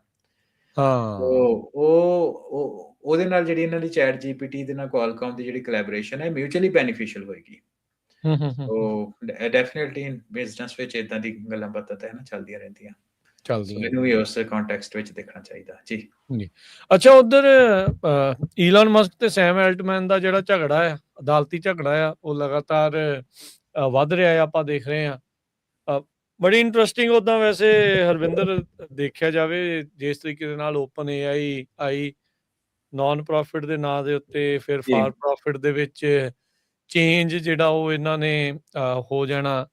ਦੁਨੀਆ ਭਰ ਦਾ ਡਾਟਾ ਇਦਾਂ ਦੀਆਂ ਕੰਪਨੀਜ਼ ਨੇ ਸਾਰਾ ਜਿਹੜਾ ਉਹ ਪਲੇਜਰਾਈਜ਼ ਕਰ ਲਿਆ, ਸਕ੍ਰੈਪ ਕਰ ਲਿਆ, ਕਾਪੀ ਕਰ ਲਿਆ, ਤੇ ਬਾਅਦ ਚ ਉਸੇ ਡਾਟੇ ਨੂੰ ਵਰਤਣ ਦੇ ਲਈ ਤੁਹਾਨੂੰ ਜਿਹੜੀਆਂ ਵੱਖ-ਵੱਖ ਫੀਸਾਂ ਜਿਹੜੀਆਂ ਉਹ ਲਾਉਣੀਆਂ। ਕੁਛ ਚਲੋ ਫ੍ਰੀ ਦਿੰਦੇ ਆ, ਯੂਜ਼ ਕਰ ਲਓ, ਬਟ ਲੋਕਾਂ ਦੀ ਕੀਤੀ ਮਿਹਨਤ ਦੇ ਉੱਤੇ ਕੰਪਨੀਆਂ ਟ੍ਰਿਲੀਅਨਸ ਆਫ ਡਾਲਰ ਦੀਆਂ ਜਿਹੜੀਆਂ ਉਹ ਇਹਨਾਂ ਨੇ ਹੁਣ ਖੜੀਆਂ ਕਰ ਲਈਆਂ। ਸੋ 9 ਲੋਕਾਂ ਦੀ ਜਿਊਰੀ ਕਹਿੰਦੇ ਵੀ ਹੁਣ ਅੱਜ ਬਹਿ ਗਈ ਆ, ਕੱਲ ਤੋਂ ਆਰਗੂਮੈਂਟ ਜਿਹੜੇ ਉਹ ਸ਼ੁਰੂ ਹੋਣਗੇ। ਇਹ ਮਸਲਾ ਉਹੀ ਆ ਵੀ ਈਲਨ ਮਸਕ ਵਾਲਾ, ਕਿਉਂਕਿ ਇਹਦੀ ਆਪਣੀ AI ਦੀ ਕੰਪਨੀ ਉਹਨਾਂ ਕਾਮਯਾਬ ਨਹੀਂ ਬਣ ਸਕੀ ਜਿੱਦਾਂ ਇਹ ਬਾਕੀ ਜਿਹੜੀਆਂ ਉਹ ਅੱਗੇ ਵੱਧ ਗਈਆਂ। ਸੋ ਮਸਕ ਵਰਸਸ ਐਲਟਮੈਨ ਦਾ ਮਸਲਾ ਜਿਹੜਾ ਹੁਣ ਅੱਗੇ ਜਿਹੜਾ ਉਹ ਵੱਧ ਰਿਹਾ ਹੈਗਾ ਆ। ਸੋ ਇਹਦੇ ਵਿੱਚ ਕੀ ਆਪਾਂ ਉਮੀਦ ਜਿਹੜਾ ਉਹ ਲਾ ਰਹੇ ਆ, ਕੀ ਕਿਆਸ ਰਹੀਆਂ ਆ, ਕੀ ਇਸ ਦੇ ਵਿੱਚ ਹੋਊਗਾ, ਤੇ ਕੀ ਇਹ AI ਦੀ ਜਿਹੜੀ ਰੇਸ ਚੱਲ ਰਹੀ ਇਸ ਉੱਤੇ ਕਿਸੇ ਤਰੀਕੇ ਦਾ ਕੋਈ ਅਸਰ ਪਾਵੇਗੀ? ਨਹੀਂ ਰਾਜ ਕਰਨੇ ਤੇ ਕੋਈ ਬੜਾ ਅਸਰ ਨਹੀਂ ਪੈਣਾ। ਸੋ ਉਹਦਾ ਕਾਰਨ ਇਹ ਆ ਕਿ artificial intelligence at this point in time, ਵੈਸੇ ਮੈਂ ਦੱਸਦਾ ਵੀ ਗੱਲ ਸਟੇਟਮੈਂਟ ਦੇਣ ਤੋਂ ਪਹਿਲਾਂ ਇਹ ਵੀ ਮੈਂ ਦੱਸਦਾ ਵੀ ਫਿਊਚਰ ਪ੍ਰੈਡਿਕਟ ਕਰਨਾ ਬਹੁਤ ਔਖਾ ਹੁੰਦਾ, ਪਰ ਮੈਂ ਆਪਣੇ ਓਪੀਨੀਅਨ ਹੀ ਇੱਥੇ ਦੇ ਸਕਦਾ ਨਾ, ਤੇ ਮੇਰਾ ਓਪੀਨੀਅਨ ਇਹ ਕਿਉਂ ਆ ਉਹਦਾ ਮੈਂ ਕਾਰਨ ਦੱਸਦਾ। ਔਖੇ ਨੂੰ ਕਹਿ ਕੇ ਆਪਾਂ ਨਾਮੁਮਕਿਨ ਹੀ ਕਹਿ ਦਿੰਦੇ ਆ। ਹਾਂਜੀ, ਨਹੀਂ ਚਲੋ ਇਹਦੇ ਵਿੱਚ ਕੌਨਫੀਡੈਂਸ ਮੈਨੂੰ ਇਸ ਗੱਲ ਦੇ ਉੱਤੇ, ਮੈਂ ਉਹ ਵੀ ਕਾਰਨ ਦੱਸਦਾ ਨਾ ਕਿ artificial intelligence no longer evolves around chat GPT and Elon Musk. ਇੱਕ ਉਹ ਮੇਜਰ ਪਲੇਅਰ ਤਾਂ ਜ਼ਰੂਰ ਹੈਗੇ ਆ, ਤੇ ਉਹੀ ਨਹੀਂ, ਹਾਂ ਉਹੀ ਨਹੀਂ ਹੈ ਨਾ। ਐਂਥਰੋਪਿਕ ਵਾਲੇ ਬੈਠੇ ਆ, ਜੈਮਿਨਾਈ ਵੀ ਆਲਮੋਸਟ ਪੈਰਲਲੀ ਆਲਮੋਸਟ ਚੱਲਦਾ ਪਿਆ। ਉਧਰ ਚਾਈਨਾ ਦੇ ਤੁਸੀਂ ਦੇਖਿਆ ਅਲੀਬਾਬਾ ਹੋ ਗਏ, ਕੁਐਨ ਉਹਨਾਂ ਦੇ ਮਾਡਲ ਆ, ਆਪਣਾ ਡੀਪਸੀਕ ਮਾਡਲ ਉਹਨਾਂ ਦਾ ਵਾ, ਹੋਰ ਵੀ ਜਿਹੜੇ ਮਾਡਲਸ ਹੈ ਨਾ ਪੈਰਲਲ ਚੱਲਦੇ ਪਏ। ਸੋ ਉਹਦੇ ਇੱਕ ਫੁੱਲ ਫਲੈਜ ਇੰਡਸਟਰੀ ਜਿਹੜੀ ਉਹ ਬਣ ਰਹੀ ਆ। ਇਹਦੇ ਵਿੱਚ ਨੋ ਡਾਊਟ ਕਿ ਚੈਟ GPT ਵਾਲੇ, ਸੈਮ ਐਲਟਮੈਨ ਤੇ ਗ੍ਰੋਕ ਵਾਲੇ, ਈਲਨ ਮਸਕ ਇੱਕ ਮੇਜਰ ਪਲੇਅਰ ਆ। ਪਰ ਗੱਲ ਇੱਥੇ ਨਹੀਂ, ਜੇ ਭਾਵੇਂ ਕਿ ਉਹਦਾ ਰਿਜ਼ਲਟ ਕੁਛ ਵੀ ਆਵੇ, ਉਹਨੇ ਰੀਸ਼ੇਪ ਨਹੀਂ ਕਰਨਾ ਜਿਸ ਤਰੀਕੇ ਦੇ ਨਾਲ ਆਰਟੀਫੀਸ਼ੀਅਲ ਇੰਟੈਲੀਜੈਂਸ ਜਿਹੜੀ ਉਹ ਚੱਲ ਰਹੀ ਆ, ਹੈ ਨਾ, ਇਸ ਚੀਜ਼ ਨੂੰ ਧਿਆਨ ਰੱਖ ਕੇ। ਦੂਸਰੀ ਚੀਜ਼ ਰਾਜ ਕਰਨ ਉਹਦੇ 'ਚ ਇਹ ਵੀ ਹੁੰਦਾ ਕਿ ਮੰਨ ਲਓ ਕੁਛ ਟੈਂਪਰੇਰੀ ਤੌਰ ਦੇ ਉੱਤੇ ਕਿਸੇ ਦੇ ਹੱਕ 'ਚ ਫੈਸਲਾ ਹੋ ਜਾਂਦਾ, ਥੋੜਾ ਜਿਹਾ ਉਹਦੀ ਲੱਤ ਉੱਤੇ ਹੋ ਜਾਂਦੀ ਆ, ਪਰ ਗਿਵ ਔਰ ਟੇਕ ਜਿਸ ਤਰੀਕੇ ਦੇ ਨਾਲ ਕੰਮ ਕਰੇ, ਕਿਉਂਕਿ ਦੋਨੋਂ ਕੰਪਨੀ ਸਟ੍ਰੈਟੇਜਿਕ ਵੀ ਤਾਂ ਹੈਗੀਆਂ ਨਾ US ਦੇ ਇੰਟਰਸਟਸ ਨੂੰ, ਹੈ ਨਾ। ਉਹ ਵੀ ਉਹਦੇ ਵਿੱਚ ਵੀ ਚੀਜ਼ਾਂ ਨੂੰ ਕੰਸੀਡਰ ਕੀਤਾ ਜਾ ਸਕਦਾ। ਥੋੜੀ ਬਹੁਤੀ ਕਹਿ ਮੋਟੇ ਤੌਰ ਦੇ ਉੱਤੇ ਵੀ ਸਲੈਪ ਔਨ ਦਾ ਰਿਸਟ ਵਾਲੀ ਗੱਲ ਤੇ ਆਪਾਂ ਜ਼ਰੂਰ ਦੇਖਾਂਗੇ, ਪਰ ਇਹਦੇ ਵਿੱਚ ਮੈਨੂੰ ਇਹ ਨਹੀਂ ਲੱਗਦਾ ਕਿ ਕੋਈ ਏਡਾ ਮੇਜਰ ਹੀ ਕੋਈ ਜਿਹੜਾ ਚੇਂਜ ਆ ਉਹ ਆ ਜੇ, ਯੂ ਨੋ। ਸੋ ਜੋ ਦੇਖਣ ਨੂੰ ਆਪਾਂ ਨੂੰ ਚੀਜ਼ਾਂ ਲੱਗਦੀਆਂ, ਉਹ ਮੈਂ ਤੈਨੂੰ ਇਸ ਤਰੀਕੇ ਦੇ ਨਾਲ ਦੇਖਦਾ। ਚਲੋ ਹਰਵਿੰਦਰ, ਆਪਾਂ ਇੱਥੇ ਇੱਕ ਬ੍ਰੇਕ ਲੈ ਲੈਂਦੇ ਹਾਂ। ਬ੍ਰੇਕ ਤੋਂ ਬਾਅਦ ਵਾਪਸ ਮੁੜਦੇ ਹਾਂ। ਗੱਲਬਾਤ ਜਿਹੜੀ ਆਪਣੇ ਪ੍ਰੋਗਰਾਮ ਦੀ ਇਸੇ ਤਰੀਕੇ ਦੇ ਨਾਲ ਜਾਰੀ ਰਹੇਗੀ। ਜੋ ਟੈਕਨੋਲੋਜੀ ਦੀ ਦੁਨੀਆ ਦੇ ਵਿੱਚ ਚੱਲ ਰਿਹਾ ਆ, ਪਬਲਿਕ ਸਕੂਲਸ ਦੇ ਵਿੱਚ AI ਦਾ ਫੋਕਸ, ਸੈਨ ਫਰਾਂਸਿਸਕੋ AI ਦੀ ਰਾਜਧਾਨੀ ਹੈਗੀ ਆ ਕਿ ਨਹੀਂ ਹੈਗੀ, ਤੇ ਟਰੈਕਿੰਗ ਤੇ ਲੌਜਿਸਟਿਕਸ ਦੇ ਵਿੱਚ AI ਦਾ ਕੀ ਰੋਲ ਆ ਰਿਹਾ, ਉਹਦੇ ਬਾਰੇ ਵੀ ਆਪਾਂ ਚਰਚਾ ਕਰਾਂਗੇ। ਜੁੜੇ ਰਹੋ ਇੱਥੇ ਪੰਜਾਬੀ ਰੇਡੀਓ USA ਦੇ ਨਾਲ। ਮਿਲਦੇ ਹਾਂ ਇੱਕ ਕਮਰਸ਼ੀਅਲ ਬ੍ਰੇਕ ਤੋਂ ਬਾਅਦ 'ਚ। ਪੰਜਾਬੀ ਰੇਡੀਓ USA 7 ਦਿਨ 24 ਘੰਟੇ ਚੱਲਣ ਵਾਲਾ ਪੰਜਾਬੀਆਂ ਦਾ ਆਪਣਾ ਮਨ ਪਾਉਂਦਾ ਰੇਡੀਓ ਸਟੇਸ਼ਨ ਤੇ ਸਾਡੇ ਪਲੇਟਫਾਰਮ ਪੰਜਾਬੀ ਟੀਵੀ USA ਨੂੰ ਫਾਲੋ ਕਰੋ। ਸਾਡੇ Facebook, YouTube, Instagram ਤੇ TikTok ਪਲੇਟਫਾਰਮਸ ਤੇ ਜੁਆਇਨ ਕਰਨ ਤੋਂ ਮਗਰੋਂ ਸਬਸਕ੍ਰਾਈਬ ਕਰੋ, ਫਾਲੋ ਕਰੋ ਔਰ ਅਪਡੇਟ ਰਹੋ। ਅਸੀਂ ਤੁਹਾਨੂੰ ਖਬਰਦਾਰ ਰੱਖਣ ਲਈ ਕਰੰਟ ਅਫੇਅਰਸ, ਮਨੋਰੰਜਨ ਭਰਪੂਰ ਐਂਟਰਟੇਨਮੈਂਟ ਪ੍ਰੋਗਰਾਮ ਪੇਸ਼ ਕਰਨੇ ਹਾਂ, ਜਿੱਦਾਂ ਅਪਡੇਟ ਅਮਰੀਕਾ प्रोग्राम लेके हाजिर हो चुके हैं इस मौके अपडेट अमेरिका, अपडेट कैलिफोर्निया, खबर ते नजर, अपडेट इमिग्रेशन, सांझी सत, update Pakistan, Sikh history, update farming, gateway to college, breaking news, कवि दरबार, अपडेट कनाडा, पंथिक paradigm, the Sikh excellence show, Punjabi tech talk, interviews, live coverages ते लाइव रोड शो, इस तो अड अनगिनत प्रोग्राम्स 24 घंटे चलने वाले पंजाबियों के सब तो वड्डे पंजाबी रेडियो नेटवर्क ते पंजाबी टीवी USA ते अपने बिजनेस दी प्रमोशन करो। प्रमोशन वास्ते साडा टेलीफोन नंबर 408 272 5200 यानी 4082725200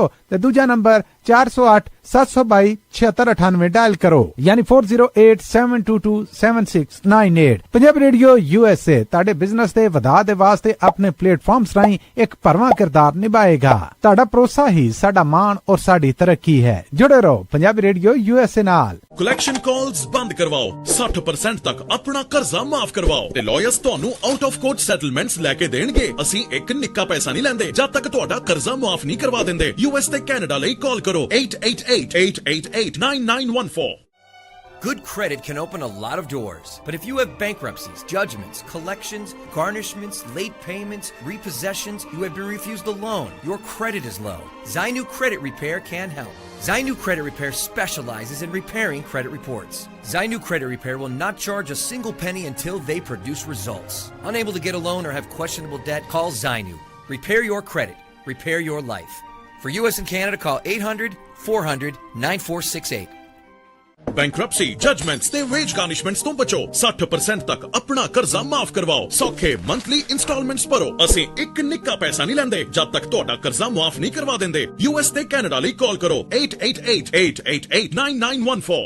ਪੰਜਾਬੀ ਰੇਡੀਓ USA 7 ਦਿਨ 24 ਘੰਟੇ ਚੱਲਣ ਵਾਲਾ ਪੰਜਾਬੀਆਂ ਦਾ ਆਪਣਾ ਮਨ ਪਾਉਂਦਾ ਰੇਡੀਓ ਸਟੇਸ਼ਨ ਤੇ ਸਾਡੇ ਪਲੇਟਫਾਰਮ ਪੰਜਾਬੀ ਟੀਵੀ USA ਨੂੰ ਫਾਲੋ ਕਰੋ। ਸਾਡੇ Facebook, YouTube, Instagram ਤੇ TikTok ਪਲੇਟਫਾਰਮਸ ਤੇ ਜੁਆਇਨ ਕਰਨ ਤੋਂ ਮਗਰੋਂ ਸਬਸਕ੍ਰਾਈਬ ਕਰੋ, ਫਾਲੋ ਕਰੋ ਔਰ ਅਪਡੇਟ ਰਹੋ। ਅਸੀਂ ਤੁਹਾਨੂੰ ਖਬਰਦਾਰ ਰੱਖਣ ਲਈ ਕਰੰਟ ਅਫੇਅਰਸ, ਮਨੋਰੰਜਨ ਭਰਪੂਰ ਐਂਟਰਟੇਨਮੈਂਟ ਪ੍ਰੋਗਰਾਮ ਪੇਸ਼ ਕਰਨੇ ਹਾਂ, ਜਿੱਦਾਂ ਅਪਡੇਟ ਅਮਰੀਕਾ, प्रोग्राम लेके हाजिर हो चुके हैं इस मौके अपडेट अमेरिका, अपडेट कैलिफोर्निया, खबर ते नजर, अपडेट इमिग्रेशन, सांझी सत, update Pakistan, Sikh history, update farming, gateway to college, breaking news, कवि दरबार, अपडेट कनाडा, पंथिक paradigm, the Sikh excellence show, Punjabi tech talk, interviews, live coverages ते लाइव रोड शो, इस तो अड अनगिनत प्रोग्राम्स 24 घंटे चलने वाले पंजाबियों के सब तो वड्डे पंजाबी रेडियो नेटवर्क ते पंजाबी टीवी USA ते अपने बिजनेस दी प्रमोशन करो। प्रमोशन वास्ते साडा टेलीफोन नंबर 408 272 5200 यानी 4087225200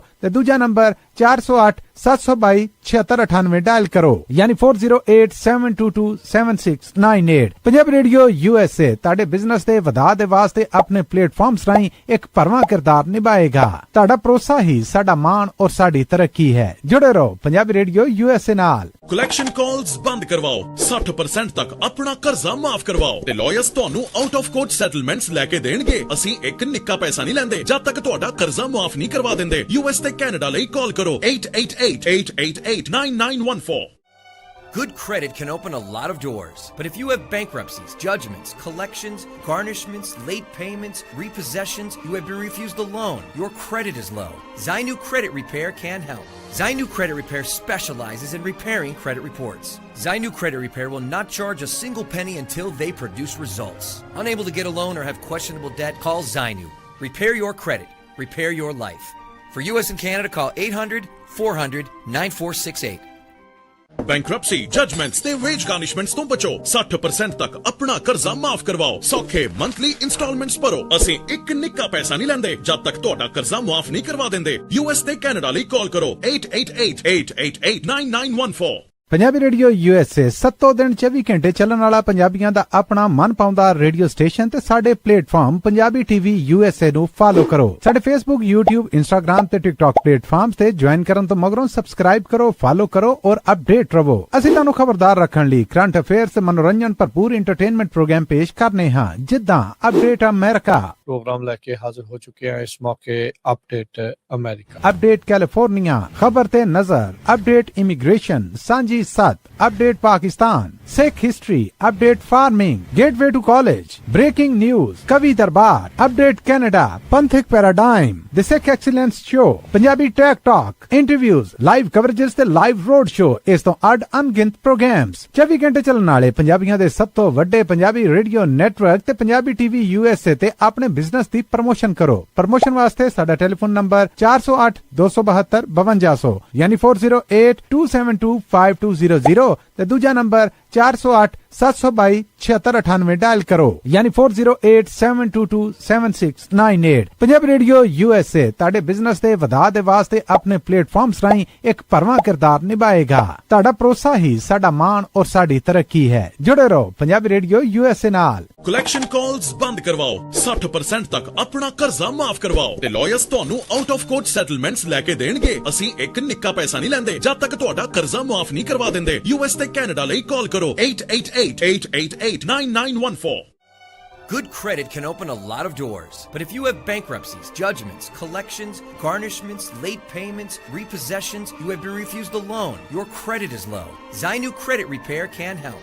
Zainu Credit Repair specializes in repairing credit reports. Zainu Credit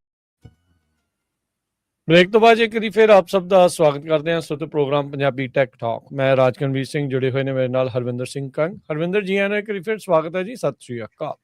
ਸਤਿ ਸ਼੍ਰੀ ਅਕਾਲ ਰਾਜਕਨਵੀਰ ਸਿੰਘ ਤੇ ਪੰਜਾਬੀ ਰੇਡੀਓ USA ਸੁਣਨ ਵਾਲੇ ਪੰਜਾਬੀ TV ਵੇਖ ਰਹੇ ਸਾਰੇ ਸਾਡੇ ਮਾੜੇ ਵਿਊਅਰਸ ਤੇ ਸਰੋਤਿਆਂ ਦਾ ਬ੍ਰੇਕ ਤੋਂ ਬਾਅਦ ਫਿਰ ਤੋਂ ਨਿੱਘਾ ਜੀ ਆਇਆਂ ਨੂੰ ਜੀ। ਨਿਊਯਾਰਕ ਸਿਟੀ ਨੇ ਜਿਹੜੇ ਪਹਿਲਾਂ ਕਹਿ ਰਹੇ ਸੀਗੇ ਵੀ ਅਸੀਂ AI ਫੋਕਸਡ ਜਿਹੜੇ ਪਬਲਿਕ ਹਾਈ ਸਕੂਲ ਆ ਉਹ ਪਲਾਨ ਕਰ ਰਹੇ ਆ, ਉਹਦੇ ਤੇ ਵਰਕ ਕਰਨਾ ਆ।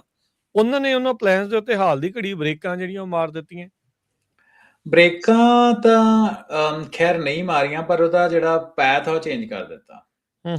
ਠੀਕ ਆ, ਉਹ basically new AI focus public school ਦੇ ਪਲਾਨ ਸੀ ਜਿਹਦੇ ਉੱਤੇ ਉਹਨਾਂ ਬ੍ਰੇਕਾਂ ਲਾਈਆਂ ਵਾ। ਉਹਦਾ ਕਾਰਨ ਇਹ ਹੋਇਆ ਰਾਜਕਰਨ ਕਿ ਉਹਦੀ ਪੋਲੀਟੀਕਲ ਤੇ ਕਮਿਊਨਿਟੀ ਵਿੱਚ ਆਪੋਜੀਸ਼ਨ ਬਹੁਤ ਜ਼ਿਆਦਾ ਆਈ, ਮੁਖਾਲਫਤ ਹੋਈ ਉਹਨਾਂ ਦੇ ਪਲਾਨ ਦੀ। ਹੁਣ ਪਲਾਨ ਦੀ ਮੁਖਾਲਫਤ ਕਿਉਂ ਹੋਈ, ਉਹ ਬੇਸਿਕਲੀ ਆਪਾਂ ਕਰ ਲੈਨੇ ਵੀ ਪਲਾਨ ਕੀ ਸੀ AI ਸਕੂਲ ਦਾ ਪਲਾਨ।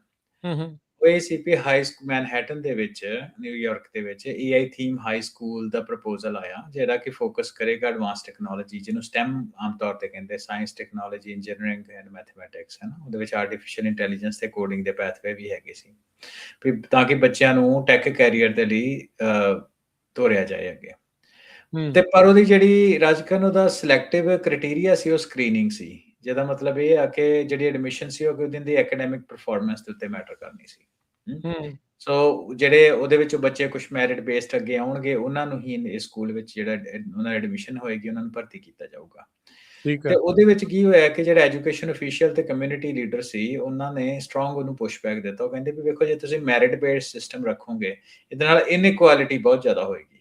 ਜਿਹੜੇ ਡਿਸਐਡਵਾਂਟੇਜਸ ਸਟੂਡੈਂਟ ਹੈਗੇ ਆ, ਜਿਹੜੇ ਆਲਰੇਡੀ ਜਿਨ੍ਹਾਂ ਦੇ ਪੇਰੈਂਟਸ ਨਹੀਂ ਕੁਝ ਵੀ ਕਰ ਸਕਦੇ, ਉਹਨਾਂ ਦੇ ਲਈ ਤੇ ਆਲਰੇਡੀ ਸਮੱਸਿਆ ਹੈਗੀ ਆ। ਜਿਹਦੇ ਕਰਕੇ ਰਾਜਕਰਨ ਸਾਨੂੰ ਪਤਾ ਹੋਊਗਾ ਕਿ ਅਮਰੀਕਨ ਸਿਸਟਮ ਵਿੱਚ ਜਿਹੜਾ ਸਿਲੈਕਟਿਵ ਸਿਸਟਮ ਹੈ ਇਹਨੂੰ ਕਾਫੀ ਸਮੇਂ ਤੋਂ ਡਿਲਿਊਟ ਜਿਹੜਾ ਉਹ ਕੀਤਾ ਜਾ ਰਿਹਾ, ਜਿਹਦੇ ਵਿੱਚ ਪਹਿਲਾਂ ਸੈਟ ਸਕੋਰ ਹੁੰਦੇ ਸੀ, GRE ਵਗੈਰਾ ਤੇ ਚੱਲ ਹੈਗੇ ਅਜੇ ਵੀ। ਸੈਟ ਨੂੰ ਖਤਮ ਕਰਨ ਦੇ ਉੱਤੇ ਕਈ ਜਗ੍ਹਾ ਦੇ ਉੱਤੇ ਜਿਹੜਾ ਐਪਟੀਟਿਊਡ ਟੈਸਟ ਹੈਗਾ ਉਹਨੂੰ ਖਤਮ, ਸੈਟ ਸਕੋਰ ਬੰਦ ਕਰਤੇ ਆ ਵੀ ਸਾਨੂੰ ਜ਼ਰੂਰਤ ਨਹੀਂ ਆ ਐਡਮਿਸ਼ਨ ਦੀ। ਹਾਂਜੀ, ਉਹ ਬੇਸਿਕਲੀ ਹੈ ਨਾ, ਉਹ ਵੀ ਇੱਕ ਕਾਰਨ। ਹੋਰ ਵੀ ਕੁਛ ਏਦਾਂ ਦੇ ਜਿਹੜੇ ਡਿਸੀਜਨ ਆਏ ਹੈਗੇ ਆ ਕਿ ਜਿਹਦੇ ਕਰਕੇ ਜਿਹੜਾ ਮੈਰਿਟ ਬੇਸਡ ਸਿਸਟਮ ਆ ਉਹਨੂੰ ਘਟਾਇਆ ਜਾਏ, ਕਿਉਂਕਿ ਉਹ ਕਹਿੰਦੇ ਆ ਵੀ ਇਹਦੇ ਨਾਲ ਇਨਇਕੁਆਲਿਟੀ ਜਿਹੜੀ ਆ ਵੱਧਦੀ ਆ। ਹੁਣ ਇਹ ਇੱਕ ਕੰਟਰੋਵਰਸ਼ੀਅਲ ਸਬਜੈਕਟ ਆਪਾਂ ਜਿਹੜੇ ਮੁਲਕਾਂ ਦੇ ਵਿੱਚੋਂ ਛੋਟੇ ਹੁੰਦਿਆਂ ਪੜ੍ਹਿਆ, ਚਲੋ ਵੱਡੇ ਹੁੰਦੇ ਤੇ ਇੱਥੇ ਐਜੂਕੇਸ਼ਨ, ਬਾਕੀ ਵੱਡੇ ਵਾਲੀ ਐਜੂਕੇਸ਼ਨ ਤੇ ਭਾਵੇਂ ਇੱਥੋਂ ਦੀ, ਪਰ ਛੋਟੇ ਹੁੰਦੇ ਦੀ ਐਜੂਕੇਸ਼ਨ ਅਸੀਂ ਹਾਈਲੀ ਮੈਰਿਟ ਬੇਸਡ ਇਕੋਨਮੀ ਦੇ ਵਿੱਚੋਂ ਆਏ ਹਾਂ, ਹਨਾ। ਤੇ ਉਹਦੇ ਵਿੱਚ ਸਾਨੂੰ ਇਹ ਚੀਜ਼ ਲੱਗਦੀ ਹੈ ਕਿ ਨਹੀਂ, ਉਹ ਤਰੀਕਾ ਇੱਕ ਠੀਕ ਆ, ਪਰ ਆਪਾਂ ਨੂੰ US ਦੇ ਪਰਸਪੈਕਟਿਵ ਤੋਂ ਆਪਾਂ ਦੇਖੀਏ ਤੇ ਉਹ ਕਹਿੰਦੇ ਕਿ ਇਤਨਾ ਇਨਇਕੁਆਲਿਟੀ ਜਿਹੜੀ ਉਹ ਵੱਧਦੀ ਆ, ਹਨਾ। ਸੋ ਉਹਦੇ ਕਰਕੇ ਜਿਹੜੇ ਡਿਸੀਜਨ ਮੇਕਰ ਉਹਨਾਂ ਕਿਹਾ ਵੀ ਆਪਾਂ ਇਹਨੂੰ ਅਪਰੂਵ ਨਹੀਂ ਕਰਨਾ ਇਸ ਜਿਹੜਾ ਕਰੰਟ ਐਡਮਿਸ਼ਨ ਮਾਡਲ ਹੈਗਾ ਵਾ ਠੀਕ ਹੈ। ਉਹਨੂੰ, ਤੇ ਉਹਦੇ ਕਰਕੇ ਹੈ ਨਾ ਜਿਹੜੀ ਡਿਬੇਟ ਆ ਇਹ ਸਾਰੀ ਚੱਲ ਰਹੀ ਆ। ਜਿਹੜੇ ਸਪੋਰਟਰ ਆ ਉਹ ਕਹਿੰਦੇ ਆ ਕਿ ਵੇਖੋ ਭਾਈ, ਜੇ ਆਪਾਂ ਫਿਊਚਰ ਸਾਨੂੰ ਪਤਾ ਟੈਕ ਦਾ ਵਾ, ਤੇ ਟੈਕ ਦੇ ਲਈ ਆਪਾਂ ਬੱਚਿਆਂ ਨੂੰ ਉਸ ਤਰੀਕੇ ਨਾਲ ਤਿਆਰ ਨਹੀਂ ਕਰ ਰਹੇ, ਸਾਨੂੰ H1B ਦੇ ਉੱਤੇ ਵੱਖ-ਵੱਖ ਦੇਸ਼ਾਂ ਤੋਂ ਲਿਆਉਣੇ ਪੈਂਦੇ ਆ, ਆਪਾਂ ਕਿਉਂ ਨਾ ਆਪਣੇ ਬੱਚੇ ਤਿਆਰ ਕਰੀਏ future ready education artificial intelligence ਤੇ ਟੈਕਨੋਲੋਜੀ ਵਾਲੀ ਆ ਰਹੀ ਆ। ਜਿਹੜੇ ਸਪੋਰਟਰ ਹੈ ਨਾ, ਤੇ ਨਾਲ ਦੀ ਨਾਲ ਕਿਉਂਕਿ ਸਾਨੂੰ ਪਤਾ ਵੀ ਆਰਟੀਫਿਸ਼ੀਅਲ ਇੰਟੈਲੀਜੈਂਸ ਦੇ ਨਾਲ ਪੈਸਾ ਵੀ ਬਹੁਤ ਜੁੜਿਆ, ਇਹਦੇ ਨਾਲ ਇੱਕ ਸਟਰੋਂਗ ਇੰਟਰਸਟ ਜਿਹੜਾ ਉਹ ਬਣ ਰਿਹਾ, ਤੇ ਜਿਹੜੇ ਜਿੰਨੀਆਂ ਅਵੇਲੇਬਲ ਸੀਟਸ ਹੈਗੀਆਂ ਉਹਦੇ ਨਾਲ ਸਾਨੂੰ ਬਹੁਤ ਜ਼ਿਆਦਾ ਐਪਲੀਕੈਂਟ ਆਏ ਆ, ਸਾਨੂੰ ਕੋਈ ਨਾ ਕੋਈ ਕ੍ਰਾਈਟੇਰੀਆ ਤੇ ਸਿਲੈਕਸ਼ਨ ਦਾ ਜਿਹੜਾ ਉਹ ਰੱਖਣਾ ਹੀ ਪੈਣਾ।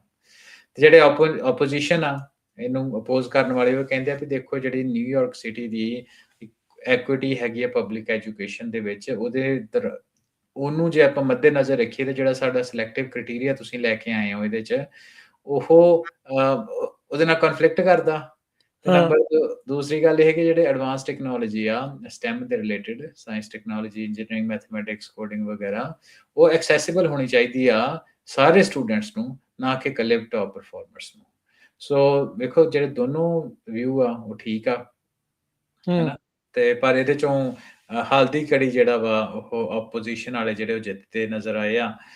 ਪਰ ਇਹਨੂੰ ਇਸ ਤਰੀਕੇ ਨਾਲ ਮੈਂ ਦੁਬਾਰਾ ਕਰਦਾ ਕਿ ਨਿਊਯਾਰਕ ਸਿਟੀ ਨੇ ਰਿਜੈਕਟ ਨਹੀਂ ਕੀਤੀ AI ਐਜੂਕੇਸ਼ਨ, ਉਹਨੇ ਰਿਜੈਕਟ ਕੀਤੀ ਆ ਵੀ ਇਹਨੂੰ ਸਟਰਕਚਰ ਕਿੱਦਾਂ ਕੀਤਾ ਗਿਆ। ਫਾਈਟ ਟੈਕਨੋਲੋਜੀ ਦੇ ਨਾਲ ਨਹੀਂ ਆ ਸੰਬੰਧਿਤ, ਸਾਰਿਆਂ ਨੂੰ ਪਤਾ ਵੀ ਦੋਨੋਂ ਪਾਸੇ ਮੰਨਦੇ ਆ ਵੀ ਆਰਟੀਫਿਸ਼ੀਅਲ ਇੰਟੈਲੀਜੈਂਸ ਤੇ ਐਜੂਕੇਸ਼ਨ ਹੋਣੀ ਚਾਹੀਦੀ ਆ, ਪਰ ਐਕਸੈਸ ਕਿਹਨੂੰ ਮਿਲੇ ਇਸ ਐਜੂਕੇਸ਼ਨ ਦੀ, ਰੌਲਾ ਉਸ ਗੱਲ ਦਾ। ਜੀ ਕਿਉਂਕਿ ਇਹਨਾਂ ਨੂੰ ਇਹ ਲੱਗ ਰਿਹਾ ਵੀ ਇਸ ਨੂੰ ਐਕਚੁਅਲ 'ਚ ਕਰਨਾ ਇਟਸ ਗੋਣਾ ਬੀ ਬੜੀ ਐਕਸਪੈਂਸਿਵ, ਉਹ ਵੀ ਇੱਕ ਕਾਰਨ ਜਿਹੜਾ ਉਹ ਨਾਲ ਦੇ ਨਾਲ ਰਹਿੰਦਾ ਆ, ਕਿਉਂਕਿ ਕਿਸੇ ਵੀ ਪਲਾਨ ਨੂੰ ਇਸ ਤਰੀਕੇ ਦੇ ਨਾਲ ਲੈ ਕੇ ਆਉਣਾ ਨਾਟ ਦੈਟ ਸੌਖਾ ਕੰਮ ਨਹੀਂ ਆ, ਬੜੀ ਐਕਸਪੈਂਸਿਵ ਜਿਹੜਾ ਬਣ ਜਾਂਦਾ ਆ। ਬਜਟਿੰਗ ਦਾ ਵੀ ਰੌਲਾ ਜਿਹੜਾ ਨਾਲ ਨਾਲ ਰਹਿੰਦਾ ਹੈ। ਜੀ ਅਗਲੀ ਆਪਾਂ ਹਰਵਿੰਦਰ ਗੱਲ ਕਰਦੇ ਹਾਂ ਸਿਲੀਕਨ ਵੈਲੀ, ਦੇਖੋ ਟੈਕ ਦੀ ਦੁਨੀਆ ਦੇ ਵਿੱਚ ਮਸ਼ਹੂਰ ਜਿਹੜਾ ਇਹ ਨਾਮ ਆ, ਇਹਨੂੰ ਕੈਪੀਟਲ ਆਖਿਆ ਜਿਹੜਾ ਉਹ ਜਾਂਦਾ ਆ, ਓਬਵੀਅਸਲੀ ਕੋਈ ਕਾਰਨ ਜਿਹੜਾ ਇਸ ਦੇ ਵਿੱਚ ਹੈਗਾ ਆ।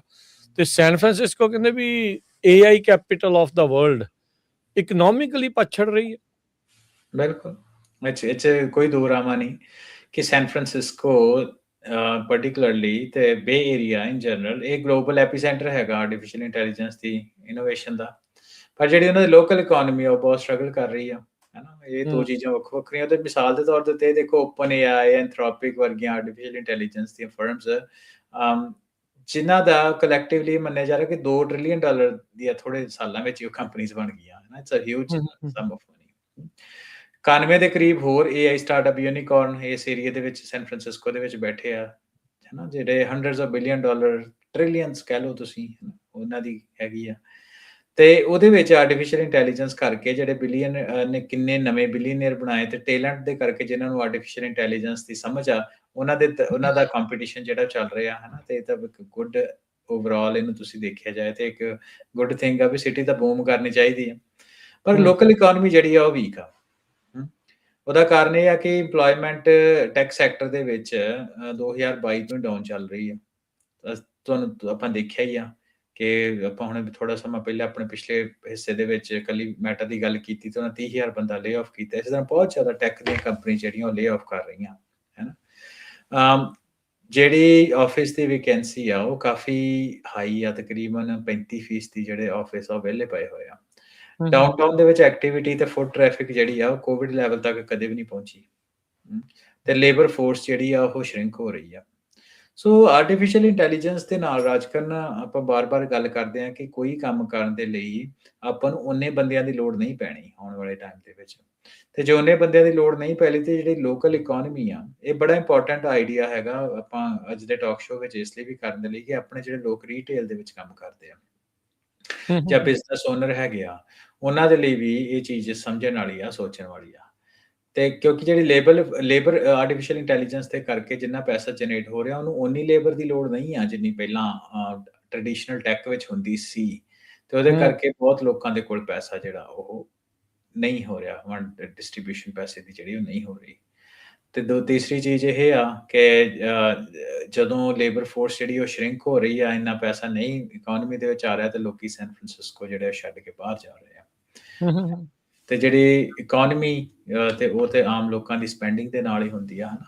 ਤੇ ਉਹਦੇ ਨਾਲ ਰਾਜਕਰ ਮੈਨੂੰ ਕਦੇ-ਕਦੇ ਇਹ ਲੱਗਦਾ, ਚਲੋ ਆਪਾਂ ਆਪਣੇ ਵਿਚਾਰ ਵੀ ਆਪਾਂ ਵਿੱਚ ਹੀ ਰੱਖਦੇ ਹੁੰਦੇ ਆਪਣੀ ਨਾਲ ਹੀ ਆ। ਕਨਵਰਸੇਸ਼ਨ ਦੇ ਵਿੱਚ, ਕਿ ਜਿੱਦਾਂ ਇੰਡੀਆ ਦੇ ਵਿੱਚ ਇੱਕ ਤਰ੍ਹਾਂ ਦੀ ਨਾ ਜਿਹੜੇ ਟੈਕ ਸੈਕਟਰ ਆ, ਉਹਦੇ ਵਿੱਚ ਮੈਂ ਰਿਪੋਰਟਸ ਪੜ੍ਹਦਾ ਸੀ, ਯੂਕੇ ਦੀ ਰਿਪੋਰਟ ਸੀ, ਕਿ ਜਿਹੜੇ ਇੰਡੀਅਨ ਲੋਕ ਇੰਡੀਅਨ ਕੰਪਨੀਜ਼ ਹੈਗੀਆਂ ਨਾ, ਜਾਂ ਬਾਹਰੋਂ ਜਿਹੜੀਆਂ ਜਾਂਦੀਆਂ ਇੰਡੀਆ ਦੇ ਵਿੱਚ ਰਿਸਰਚ ਕਰਨ, ਜਾਂ ਸੌਰੀ ਮਾਫੀ ਚਾਹੁੰਦਾ, ਆਪਣੇ ਐਡਵਰਟਾਈਜ਼ ਕਰਦੀਆਂ ਜਾਂ ਆਪਣੇ ਪ੍ਰੋਡਕਟ ਲੈ ਕੇ ਆਉਂਦੀਆਂ, ਉਹ ਕਹਿੰਦੇ ਵੀ ਭਾਵੇਂ ਯਾਰ ਇੰਡੀਆ ਦੀ 1.3 1.4 ਬਿਲੀਅਨ ਜਿੰਨੇ ਵੀ ਲੋਕ ਉੱਥੇ ਹੈਗੇ ਆ, ਉਹਨਾਂ ਦੇ ਲਈ ਤੇ ਆਪਾਂ ਪ੍ਰੋਡਕਟ ਬਣਾਉਂਦੇ ਆ, ਆਪਾਂ ਬਹੁਤ ਜ਼ਿਆਦਾ ਨੀਸ਼ ਛੋਟੀ ਜੀ, ਕੁਛ ਜਿਹੜੇ ਹੰਡਰਡਸ ਆਫ ਥਾਊਜ਼ੈਂਡ, ਕੁਝ ਲੱਖ ਲੋਕਾਂ ਲਈ, 10 20 50 ਲੱਖ ਲੋਕਾਂ ਦੇ ਲਈ ਜਿਹੜੇ ਸਾਡੇ ਪ੍ਰੋਡਕਟ ਅਸੀਂ ਉਹਨਾਂ ਦੇ ਲਈ ਬਣਾਵਾਂਗੇ, ਜਾਂ ਕਹਿ ਲਓ ਮੋਟੇ ਤੌਰ ਤੇ 1-2 ਕਰੋੜ ਲੋਕਾਂ ਦੇ ਲਈ ਅਸੀਂ ਪ੍ਰੋਡਕਟ ਜਿਹੜੇ ਬਣਾ ਰਹੇ ਹਾਂ।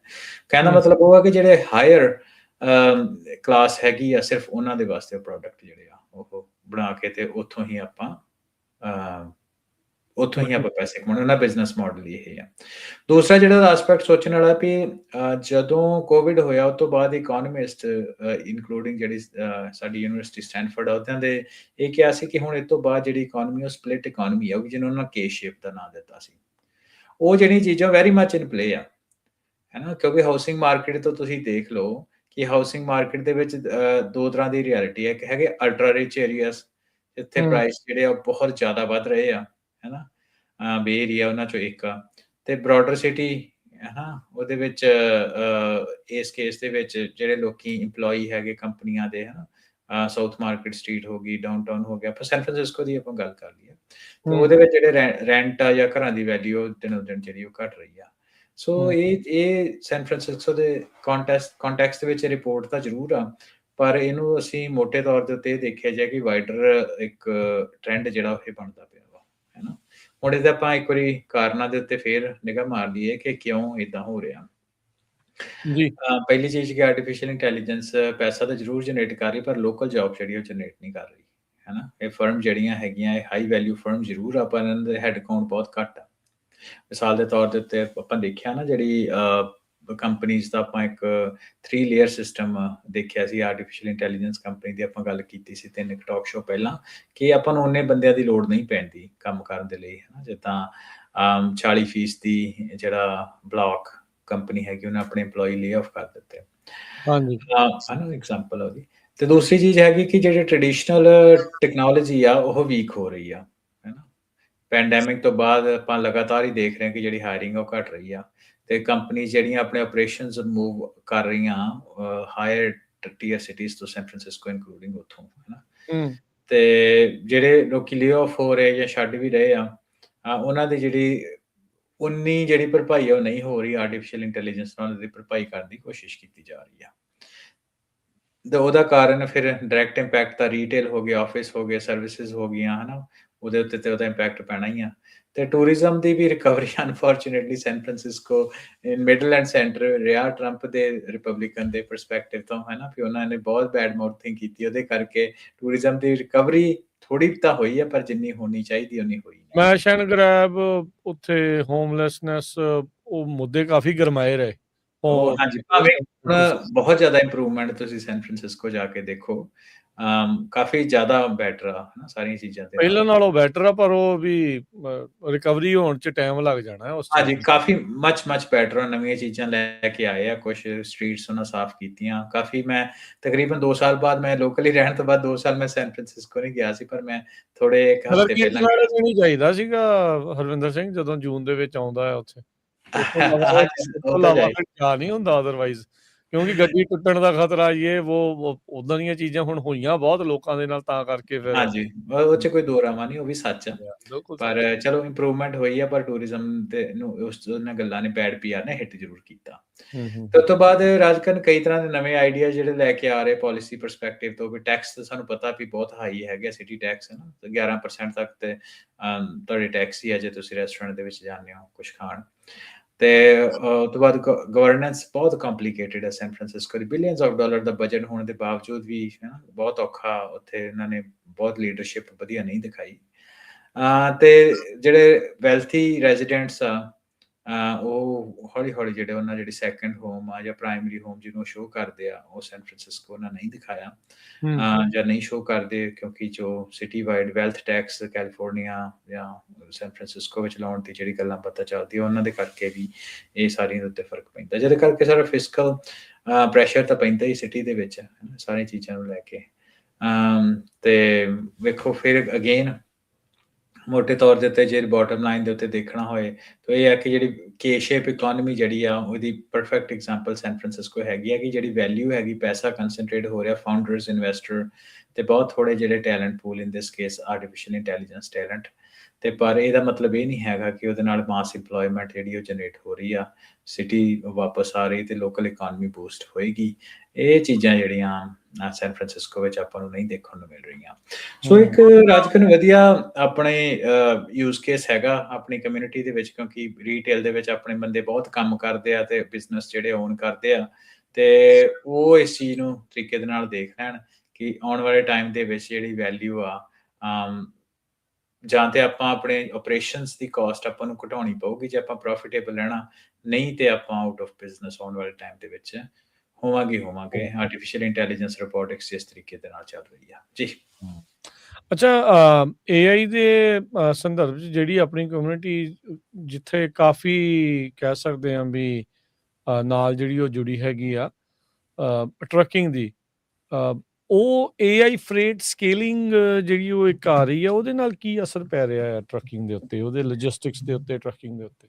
ਹਾਂਜੀ, ਸੋ ਕਾਫੀ ਇਹ ਚੀਜ਼ ਸੋਚਣੇ ਵਾਲੀ ਆ। ਜਿਹੜਾ ਨਾ ਇੱਕ ਫਰੇਟ ਸਕੇਲਿੰਗ ਟੂਲ ਆ, ਮੈਂ ਇਹ ਬਾਰ-ਬਾਰ ਹੁੰਦਾ, ਚਲੋ ਹੁਣ ਤਾਂ ਫਰੇਟ ਸਕੇਲਿੰਗ ਦੀ ਆਪਾਂ ਐਗਜ਼ਾਮਪਲ ਲੈ ਲੈਂਦੇ ਹਾਂ।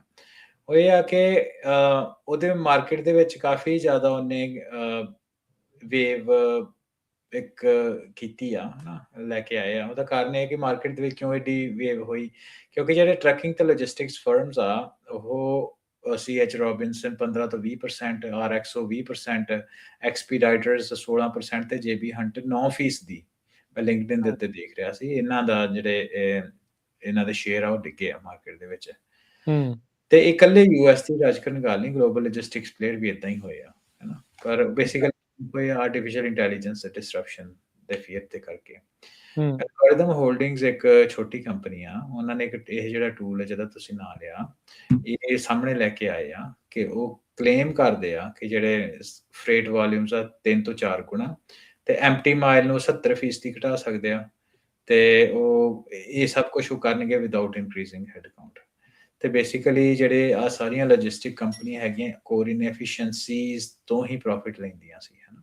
ਸੋ ਜੇ ਉਹ ਖਤਮ ਹੀ ਹੋ ਰਹੇ ਤੇ ਇਹਨਾਂ ਕੰਪਨੀ ਦੀ ਵੈਲਿਊ ਐਡ ਕੀ ਆ, ਇਹਨਾਂ ਦਾ ਮੋਟ ਕੀ ਆ, ਹੈਨਾ। ਸੋ ਉਹਦੇ ਕਰਕੇ ਜਿਹੜੇ ਇਹਨਾਂ ਕੰਪਨੀਜ਼ ਦੇ ਇਨਵੈਸਟਰ ਆ ਪੈਨਿਕ ਹੋਏ ਵੀ ਜਿਹੜੀ ਇਨਐਫੀਸ਼ੀਐਂਸੀ ਦੇ ਪ੍ਰੋਫਿਟਸ ਆ ਉਹਨੂੰ ਆਰਟੀਫਿਸ਼ੀਅਲ ਇੰਟੈਲੀਜੈਂਸ ਨੇ ਲੈ ਜਾਣਾ, ਵੀ ਕੋਆਰਡੀਨੇਸ਼ਨ ਕੰਪਲੈਕਸਿਟੀ ਨੂੰ ਮੈਨੇਜ ਕਰ ਦੇਣਾ।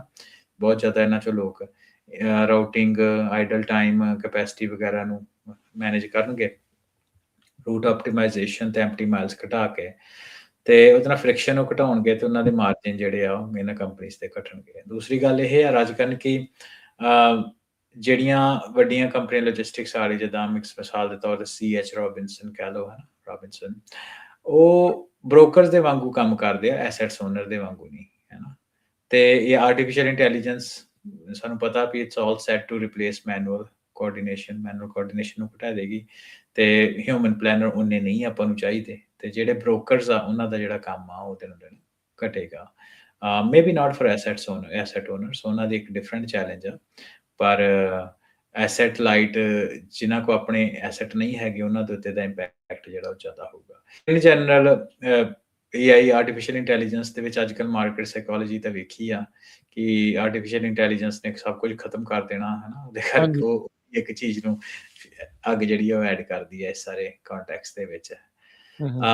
ਪਰ ਅਗੇਨ ਮੈਨੂੰ ਲੱਗਦਾ ਮੇਬੀ ਇਹ ਸ਼ਾਰਟ ਟਰਮ ਹੋਏ, ਆਫ ਕੋਰਸ ਲੌਂਗ ਟਰਮ ਵਿੱਚ ਇਹਦਾ ਇੰਪੈਕਟ ਜਿਹੜਾ ਉਹ ਹੋਏਗਾ, ਪਰ ਜਿਸ ਤਰੀਕੇ ਦੇ ਨਾਲ 10% 15% ਚੀਜ਼ਾਂ ਤੇ ਆਪਣੇ ਮਾਰਕੀਟ ਸ਼ੇਅਰ ਜਿਹੜੇ ਉਹਨਾਂ ਲੂਜ਼ ਕੀਤੇ ਆ, ਤੇ ਰਾਜਕਰਨ ਉਹ ਜਿਹੜੀ ਹੈਗੀ ਆ ਉਹ ਤਾਂ ਤੁਹਾਨੂੰ ਪਤਾ ਜਿਹੜੀ ਸਟਾਕ ਮਾਰਕੀਟ ਆ ਫੀਅਰ ਦੇ ਉੱਤੇ ਜ਼ਿਆਦਾ ਚੱਲਦੀ ਆ, ਸੋ ਇਹਨੂੰ ਇਸ ਤਰੀਕੇ ਨਾਲ ਹੀ ਲੈਣਾ ਚਾਹੀਦਾ ਜੀ। ਨਹੀਂ, ਬਿਲਕੁਲ। ਬਾਕੀ ਏਦਾਂ ਆ ਹਰਵਿੰਦਰ ਵੀ ਚੀਜ਼ਾਂ ਤੇਜ਼ੀ ਦੇ ਨਾਲ ਬਦਲ ਰਹੀਆਂ ਆ, ਤੇ ਉਹਨਾਂ ਸਾਰੀਆਂ ਚੀਜ਼ਾਂ ਨੂੰ ਆਪਾਂ ਨੂੰ ਵਾਚ ਕਰਦੇ ਹੋਏ ਹੀ ਜਿਹੜਾ ਉਹ ਅੱਗੇ ਵਧਣਾ ਪੈਣਾ ਆ, ਕਿਵੇਂ ਸਾਰਾ ਕੁਛ ਜਿਹੜਾ ਉਹ ਹੈਗਾ ਆ। ਅੱਛਾ, ਕੋਡਿੰਗ ਨੂੰ ਲੈ ਕੇ ਹਰਵਿੰਦਰ ਕਾਫੀ ਜ਼ਿਆਦਾ ਹੁਣ ਰੌਲਾ ਪੈ ਰਿਹਾ ਵੀ ਕੋਡਿੰਗ ਆਪਣੀ ਆਊਟ ਹੋ ਜਾਣੀ, ਲੋੜ ਨਹੀਂ ਪਿਆ ਕਰਨੀ ਕੋਡਿੰਗ ਦੀ, ਆਹ ਮਾਡਲ ਆ ਗਿਆ, ਉਹ ਮਾਡਲ ਆ ਗਿਆ। ਤੁਸੀਂ ਸੋਸ਼ਲ ਮੀਡੀਆ ਜਦੋਂ ਸਕਰੋਲ ਕਰਦੇ ਆ, that's all you see nowadays, ਵੀ ਉਹ ਸਾਰੀਆਂ ਚੀਜ਼ਾਂ ਆ। ਆਪਾਂ ਪਿਛਲੀ ਵਾਰੀ ਵੀ ਗੱਲ ਕੀਤੀ ਸੀ ਵੀ ਐਂਟਰੀ ਲੈਵਲ ਤੋਂ ਬਾਅਦ ਜਿਹੜੀ ਮਿਡਲ ਮੈਨੇਜਮੈਂਟ ਆ ਉਸ ਦੇ ਉੱਤੇ ਵੀ AI ਦੀ ਤਲਵਾਰ ਜਿਹੜੀ ਆ ਉਹ ਲਟਕ ਜਿਹੜੀ ਉਹ ਰਹੀ ਆ। ਬਿਲਕੁਲ ਲਟਕ ਰਹੀ ਹੈ ਜੀ। ਹਾਂਜੀ, ਸੋ ਇਹ ਜਿਹੜੇ ਹੁਣ ਮਾਡਲਸ ਆ ਰਹੇ ਆ ਜਿਹੜੇ ਕੋਡਿੰਗ ਦੇ, ਕਿੰਨਾ ਕੁ ਇਸ ਦੇ ਨਾਲ ਜਿਹੜਾ ਉਹ ਆਪਾਂ ਫਰਕ ਦੇਖ ਰਹੇ ਆ, ਕਿਉਂਕਿ ਇਹ ਉਹਨਾਂ ਮਾਡਲਸ ਨੂੰ ਵਰਤਣ ਦੇ ਲਈ ਹੁਣ ਕੋਰਸ ਲੋਕ ਜਿਹੜੇ ਉਹ ਸੈੱਲ ਕਰਨ ਲੱਗੇ ਆ। Is it even worth it? Depend ਕਰਦਾ ਰਾਜ ਕਰਨ, ਤੁਹਾਨੂੰ ਮੋਟਾ ਅੰਦਾਜ਼ਾ ਤਾਂ ਹੋਣਾ ਚਾਹੀਦਾ ਹੀ ਆ ਨਾ, ਤੁਸੀਂ ਕੀ ਕਰਨਾ ਚਾਹੁੰਦੇ ਹੋ, ਕੈਪੇਬਿਲਿਟੀ ਜੋ ਟੂਲ ਹੈ ਨਾ ਬਾਈ ਦ ਐਂਡ ਆਫ ਦਾ ਡੇ। ਪਰ ਜੇ ਤੁਸੀਂ ਹਾਰਡਕੋਰ ਡਿਵੈਲਪਰ ਹੋ, ਕੋਡਰ ਹੋ, ਤੇ ਉਹਦੇ ਨਾਲ ਡੈਫੀਨੇਟਲੀ AI ਜਿਹੜੀ ਹੈ ਤੁਹਾਨੂੰ ਕੋਡ ਕਰ ਦਿੰਦੀ ਚੀਜ਼ਾਂ ਨੂੰ। ਮੈਂ ਬਹੁਤ ਸਟਰੋਂਗ ਨਹੀਂ ਹੈਗਾ ਕੋਡਿੰਗ ਦੇ ਵਿੱਚ, ਪਰ ਮੈਂ ਕੋਡਿੰਗ ਨੂੰ ਸਮਝ ਲੈਂਦਾ, ਮੈਂ ਕੋਡ ਨੂੰ ਐਨਾਲਾਈਜ਼ ਕਰ ਲੈਂਦਾ ਸਭ ਕੁਛ। ਪਰ ਮੇਰੇ ਲਈ ਸੁਪਰ ਬੈਨੀਫਿਸ਼ੀਅਲ ਆ ਜਿਹੜੀ ਚੀਜ਼ ਮੈਨੂੰ, ਜਿਹਨੂੰ ਮੈਂ ਬੜਾ ਟਾਈਮ ਲਾ ਕੇ ਕੋਈ ਸੋਫਟਵੇਅਰ ਮੈਂ ਜਨਰੇਟ ਕਰ ਸਕਦਾ ਸੀ ਜਾਂ ਮੈਂ ਕਿਸੇ ਤੋਂ ਜਨਰੇਟ ਕਰਦਾ। ਹੁਣ ਮੈਨੂੰ ਪਤਾ ਵੀ ਮੈਂ ਕੀ ਕਰਨਾ ਚਾਹੁੰਦਾ, ਤੇ ਮੈਂ ਚੈਟ GPT ਦਾ ਕੋਡੈਕਸ ਟੂਲ ਹੋ ਗਿਆ ਜਾਂ ਵਿੰਡਸਰਫ ਦੇ ਵਿੱਚੋਂ ਕੋਈ ਹੋਰ LLM ਯੂਜ਼ ਕਰਕੇ ਮੈਂ ਉਹ ਜਿਹੜਾ ਕੋਡਿੰਗ ਆ ਉਹ ਮੈਂ ਨੈਚੁਰਲ ਲੈਂਗੁਏਜ ਵਿੱਚ ਕਰ ਲੈਂਦਾ। ਸੋ ਮੈਂ ਤਾਂ ਆਪ ਦੇਖ ਰਿਹਾ ਕੋਡਿੰਗ ਦੇ ਉੱਤੇ ਇੰਪੈਕਟ ਤਾਂ ਹੈ ਹੀ ਆ। ਤੇ ਉਹ ਰਾਜ ਕਰਨ ਇੱਕ ਕੁਛ ਗੱਲਾਂ ਹੁੰਦੀਆਂ ਆਪਣੇ ਕਹਿਣ ਦੀਆਂ, ਕੁਛ ਗੱਲਾਂ ਇਹ ਹੈ ਵੀ ਉਹਦੀ ਪ੍ਰੈਕਟੀਕਲ ਇੰਪਲੀਮੈਂਟੇਸ਼ਨ ਕੀ ਆ ਉਹ ਵੀ ਸਾਨੂੰ ਪਤਾ ਵੀ ਮੈਟਾ ਜਾਂ ਹੋਰ ਕੰਪਨੀਜ਼ ਨੇ, ਸੇਲਸਫੋਰਸ ਵਗੈਰਾ ਨੇ ਕਿਹਾ ਵੀ ਅਸੀਂ ਜਿਹੜੇ ਨਵੇਂ ਕੋਡਰ ਨਹੀਂ ਹਾਇਰ ਕਰਨੇ। ਸੋ ਉਹਦੇ ਤੋਂ ਤੁਸੀਂ ਇਸ ਚੀਜ਼ ਦੀ ਤਾਇਦ ਮਜੀਦ ਕਰ ਸਕਦੇ ਹੋ। ਯਾ ਨਹੀਂ, ਹੁਣ ਆਪਾਂ ਦੇਖ ਹੀ ਰਹੇ ਆ ਵੀ ਉਹਨਾਂ ਨੇ ਕਹਿ ਹੀ ਦਿੱਤਾ 10% ਉਹਨਾਂ ਨੇ ਕੱਟ ਕਰਨੀ ਆ ਵਰਕਫੋਰਸ। ਮਾਈਕਰੋਸਾਫਟ ਵਾਲੇ ਵੀ ਕਰਨ ਲੱਗੇ ਆ, ਬਲੌਕ ਦਾ ਆਪਾਂ ਜਿਹੜਾ ਉਹ ਦੇਖ ਹੀ ਲਿਆ। ਦੇਖ ਹੀ ਲਿਆ ਆ। ਸੋ ਨਵਾਂ ਜਿਹੜਾ ਇੰਡਸਟਰੀ ਸਟੈਂਡਰਡ ਉਸ ਹਿਸਾਬ ਦੇ ਨਾਲ ਸੈੱਟ ਜਿਹੜੇ ਉਹ ਹੋ ਰਹੇ ਆ। ਜਾਂਦੇ ਜਾਂਦੇ ਅਖੀਰਲੇ ਮਿੰਟਾਂ 'ਚ ਹਰਵਿੰਦਰ ਇਹ ਜ਼ਰੂਰ ਦੱਸੋ ਵੀ ਆਪਣੀ ਕਮਿਊਨਿਟੀ ਇਸ ਸਾਰੇ ਮਾਮਲੇ ਦੇ ਵਿੱਚ ਕਿੱਥੇ ਕੁ ਰਾਈਟ ਨਾਓ ਸਟੈਂਡ ਜਿਹੜੀ ਉਹ ਕਰ ਰਹੀ ਆ? ਕੀ ਆਪਾਂ ਐਜ਼ ਏ ਕਮਿਊਨਿਟੀ ਦੇ ਤੌਰ ਦੇ ਉੱਤੇ AI ਨੂੰ ਉਸ ਪੱਧਰ ਦੇ ਉੱਤੇ ਅਪਣਾ ਰਹੇ ਆ, ਅਪਣਾਉਣਾ ਚਾਹੀਦਾ ਆ, ਨਹੀਂ ਅਪਣਾਉਣਾ ਚਾਹੀਦਾ? ਕਿਉਂਕਿ ਮੈਨੂੰ ਲੱਗਦਾ ਕਈ ਤਾਂ ਅਜੇ ਇਸ ਚੀਜ਼ ਦੇ ਚੱਕਰ 'ਚ ਵੀ ਫਸੇ ਨੇ। ਰਾਜਕਾਰਨ ਜਿਹੜੇ ਤਾਂ ਫਸੇ ਆ, ਫਿਰ ਤਾਂ ਉਹਨਾਂ ਨੂੰ ਤਾਂ ਕੀ ਕਹਿ ਸਕਦੇ ਆ। ਹੁਣ ਜੇ ਆਪਾਂ ਹਰ ਵੀਕ ਇਹੀ ਗੱਲ ਕਰਦੇ ਹਾਂ, ਬਾਰ-ਬਾਰ ਗੱਲ ਕਰਦੇ ਹਾਂ, ਤਾਂ ਕਿ ਹਨਾ ਗੱਲ ਜਿਹੜੀ ਆ ਉਹ ਆਪਾਂ ਡਾਈਜੈਸਟ ਕਰਵਾ ਸਕੀਏ ਕਿ ਚਲੋ ਠੀਕ ਆ, ਆਪੋ ਆਪਣੇ ਰਾਹ ਰਸਤੇ ਹੁੰਦੇ ਆ। ਹਰ ਇੱਕ ਦਾ ਟੈਕ ਦੇ ਵਿੱਚ ਇੰਟਰਸਟ ਨਹੀਂ ਹੁੰਦਾ, ਪਰ ਜਿਨ੍ਹਾਂ ਲੋਕਾਂ ਦਾ ਟੈਕ ਦੇ ਵਿੱਚ ਇੰਟਰਸਟ ਆ, ਮੈਂ ਕਾਲਜ ਲੈਵਲ ਦੀ ਗੱਲ ਕਰਦਾ, ਉਹਨਾਂ ਨੂੰ ਜ਼ਰੂਰ ਇਸ ਪਾਸੇ ਨੂੰ ਜਾਣਾ ਚਾਹੀਦਾ। ਨੰਬਰ 1। ਨੰਬਰ 2 ਦੇ ਉੱਤੇ ਇਹ ਹੈ ਕਿ ਇਹਨੂੰ ਆਪਣੇ ਕੰਮਾਂ ਕਾਰਾਂ ਦੇ ਵਿੱਚ ਆਪਾਂ ਸੌਖਿਆਂ ਕਿੱਦਾਂ ਬਣਾ ਸਕਦੇ ਹਾਂ। ਉਹ ਆਰਟੀਫਿਸ਼ੀਅਲ ਇੰਟੈਲੀਜੈਂਸ ਦੇ ਕਿੰਨੇ ਆਪਾਂ ਕੋਲ ਟੂਲ ਅਵੇਲੇਬਲ ਆ, ਕਿੰਨੇ ਆਪਾਂ ਕੋਲ ਫਰਮਸ ਹੈਗੀਆਂ ਜਿਹੜੀ ਤੁਹਾਡੀ ਹੈਲਪ ਕਰ ਸਕਦੀਆਂ। ਜ਼ਰੂਰ ਇਹਨੂੰ ਦੇਖੋ ਵੀ ਆਰਟੀਫਿਸ਼ੀਅਲ ਇੰਟੈਲੀਜੈਂਸ ਨੂੰ ਆਪਣੇ ਬਿਜ਼ਨਸ ਦੇ ਮਾਰਜਿਨ ਵਧਾਉਣ ਦੇ ਲਈ ਆਪਾਂ ਕਿੱਦਾਂ ਵਰਤ ਸਕਦੇ ਹਾਂ, ਹੈ ਨਾ। ਅਤੇ ਬਾਰ-ਬਾਰ ਮੇਰੀ ਬੇਨਤੀ ਇਹ ਹੈ ਕਿ ਆਪਣੀ ਜਿਹੜੀ ਤੁਸੀਂ ਜੋਬ ਕਰਨੀ ਆ, ਜੇ ਤੁਸੀਂ ਖਾਸ ਤੌਰ ਦੇ ਉੱਤੇ ਯੰਗ ਹੋ, 30s ਤੱਕ ਹੋ, ਹੈ ਨਾ, ਈਵਨ 40s ਤੱਕ ਵੀ ਹੋ, ਤੇ ਉਹਦੇ ਵਿੱਚ ਵੀ ਰਾਜ ਕਰਨ ਇਹ ਦੇਖੋ ਵੀ ਉਹ ਕੰਮ ਨਾ ਕਰੋ ਜਿਹੜਾ ਰਿਡੰਡੈਂਟ ਆ। ਇਹ ਸਮਝ ਕੇ ਵੀ ਇਹ ਬੜਾ ਸੌਖਾ ਕੰਮ ਆ, ਕਿਉਂਕਿ it's just matter of time ਉਹ ਕੰਮ ਨੇ ਖਤਮ ਹੋ ਜਾਣਾ, ਹੈ ਨਾ। ਇਹ ਜਿਹੜੇ ਜੇ ਤੇ ਤੁਸੀਂ ਯੰਗ ਹੋ ਤੇ ਸਮਝ ਸਕਦੇ ਹੋ ਆਰਟੀਫਿਸ਼ੀਅਲ ਇੰਟੈਲੀਜੈਂਸ ਨੂੰ, ਤੇ ਜ਼ਰੂਰ ਇਸ ਚੀਜ਼ ਦੇ ਵਿੱਚ ਆਪਣਾ ਕੈਰੀਅਰ ਬਣਾਓ, ਕੈਰੀਅਰ ਪਿਵਟ ਕਰੋ। ਜਾਂ ਜਿਹੜਾ ਵੀ ਤੁਸੀਂ ਕੰਮ ਕਰਦੇ ਹੋ ਉਹਦੇ ਵਿੱਚ ਆਰਟੀਫਿਸ਼ੀਅਲ ਇੰਟੈਲੀਜੈਂਸ ਦੀ ਤੁਸੀਂ ਯੂਜ਼ ਲੈ ਸਕਦੇ ਹੋ।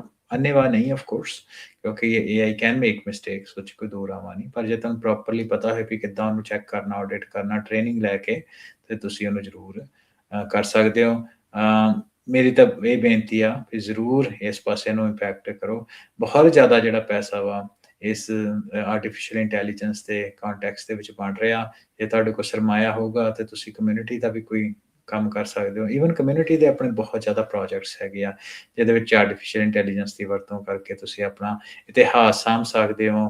ਤੁਸੀਂ ਆਪਣਾ ਜਿਹੜਾ ਨੈਰੇਟਿਵ ਆ ਉਹ ਵੱਖ-ਵੱਖ ਲੈਂਗੁਏਜਿਸ ਵਿੱਚ ਕਨਵਰਟ ਕਰਕੇ ਦੂਸਰੇ ਲੋਕਾਂ ਤੱਕ ਰੀਚ ਆਊਟ ਕਰ ਸਕਦੇ ਹੋ।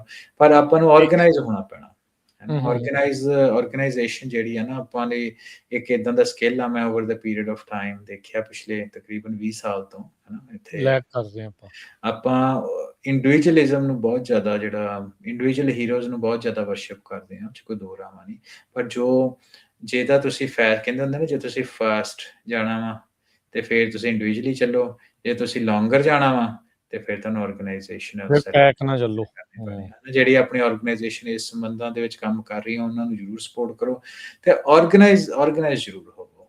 ਇਹ ਆਪਣੀ ਕਾਫੀ ਮੈਂ over the period of time ਦੇਖਿਆ ਵੀ ਆਪਾਂ ਲੈਕ ਕਰਦੇ ਹਾਂ। ਇਸ ਸੰਬੰਧ ਦੇ ਵਿੱਚ ਵੀ ਆਪਾਂ ਹੁਣ ਜਿੱਦਾਂ ਐਗਜ਼ਾਮਪਲ ਲਈ ਵੀ ਆਰਟੀਫਿਸ਼ੀਅਲ ਇੰਟੈਲੀਜੈਂਸ ਕਲੱਬਸ ਹੋਣੇ ਚਾਹੀਦੇ ਵੱਖ-ਵੱਖ ਜਗ੍ਹਾ ਤੇ, ਸਟੂਡੈਂਟ ਜਿਹੜੇ ਆ ਉਹਨਾਂ ਦੀ ਐਜੂਕੇਸ਼ਨ ਹੋਣੀ ਚਾਹੀਦੀ ਆ।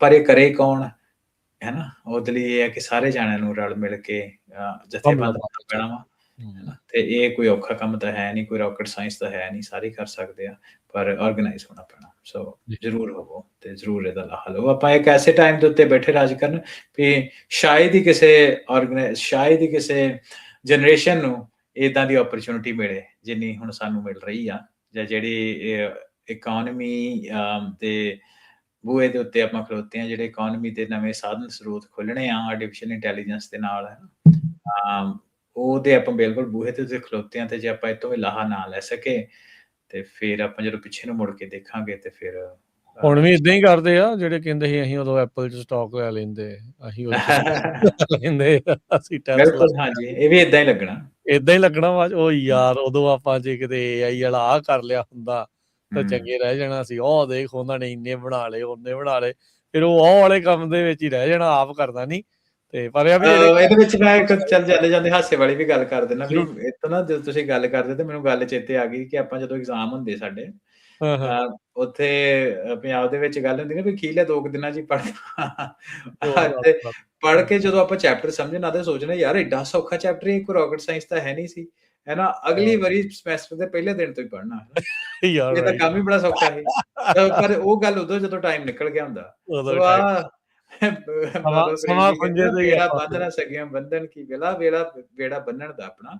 ਸਹੀ ਗੱਲ, ਮਹਾਰਾਜ ਕਿਰਪਾ ਕਰਨਾ ਜੀ। ਚਲੋ ਠੀਕ ਹੈ ਰਵਿੰਦਰ, ਮਿਲਦੇ ਫਿਰ ਆਪਾਂ ਅਗਲੀ ਵਾਰੀ। ਅੱਜ ਦੇ ਪ੍ਰੋਗਰਾਮ ਦੇ ਲਈ ਬਹੁਤ ਬਹੁਤ ਧੰਨਵਾਦ ਤੇ ਪਿਆਰ ਭਰੀ ਸਤਿ ਸ੍ਰੀ ਅਕਾਲ ਜੀ।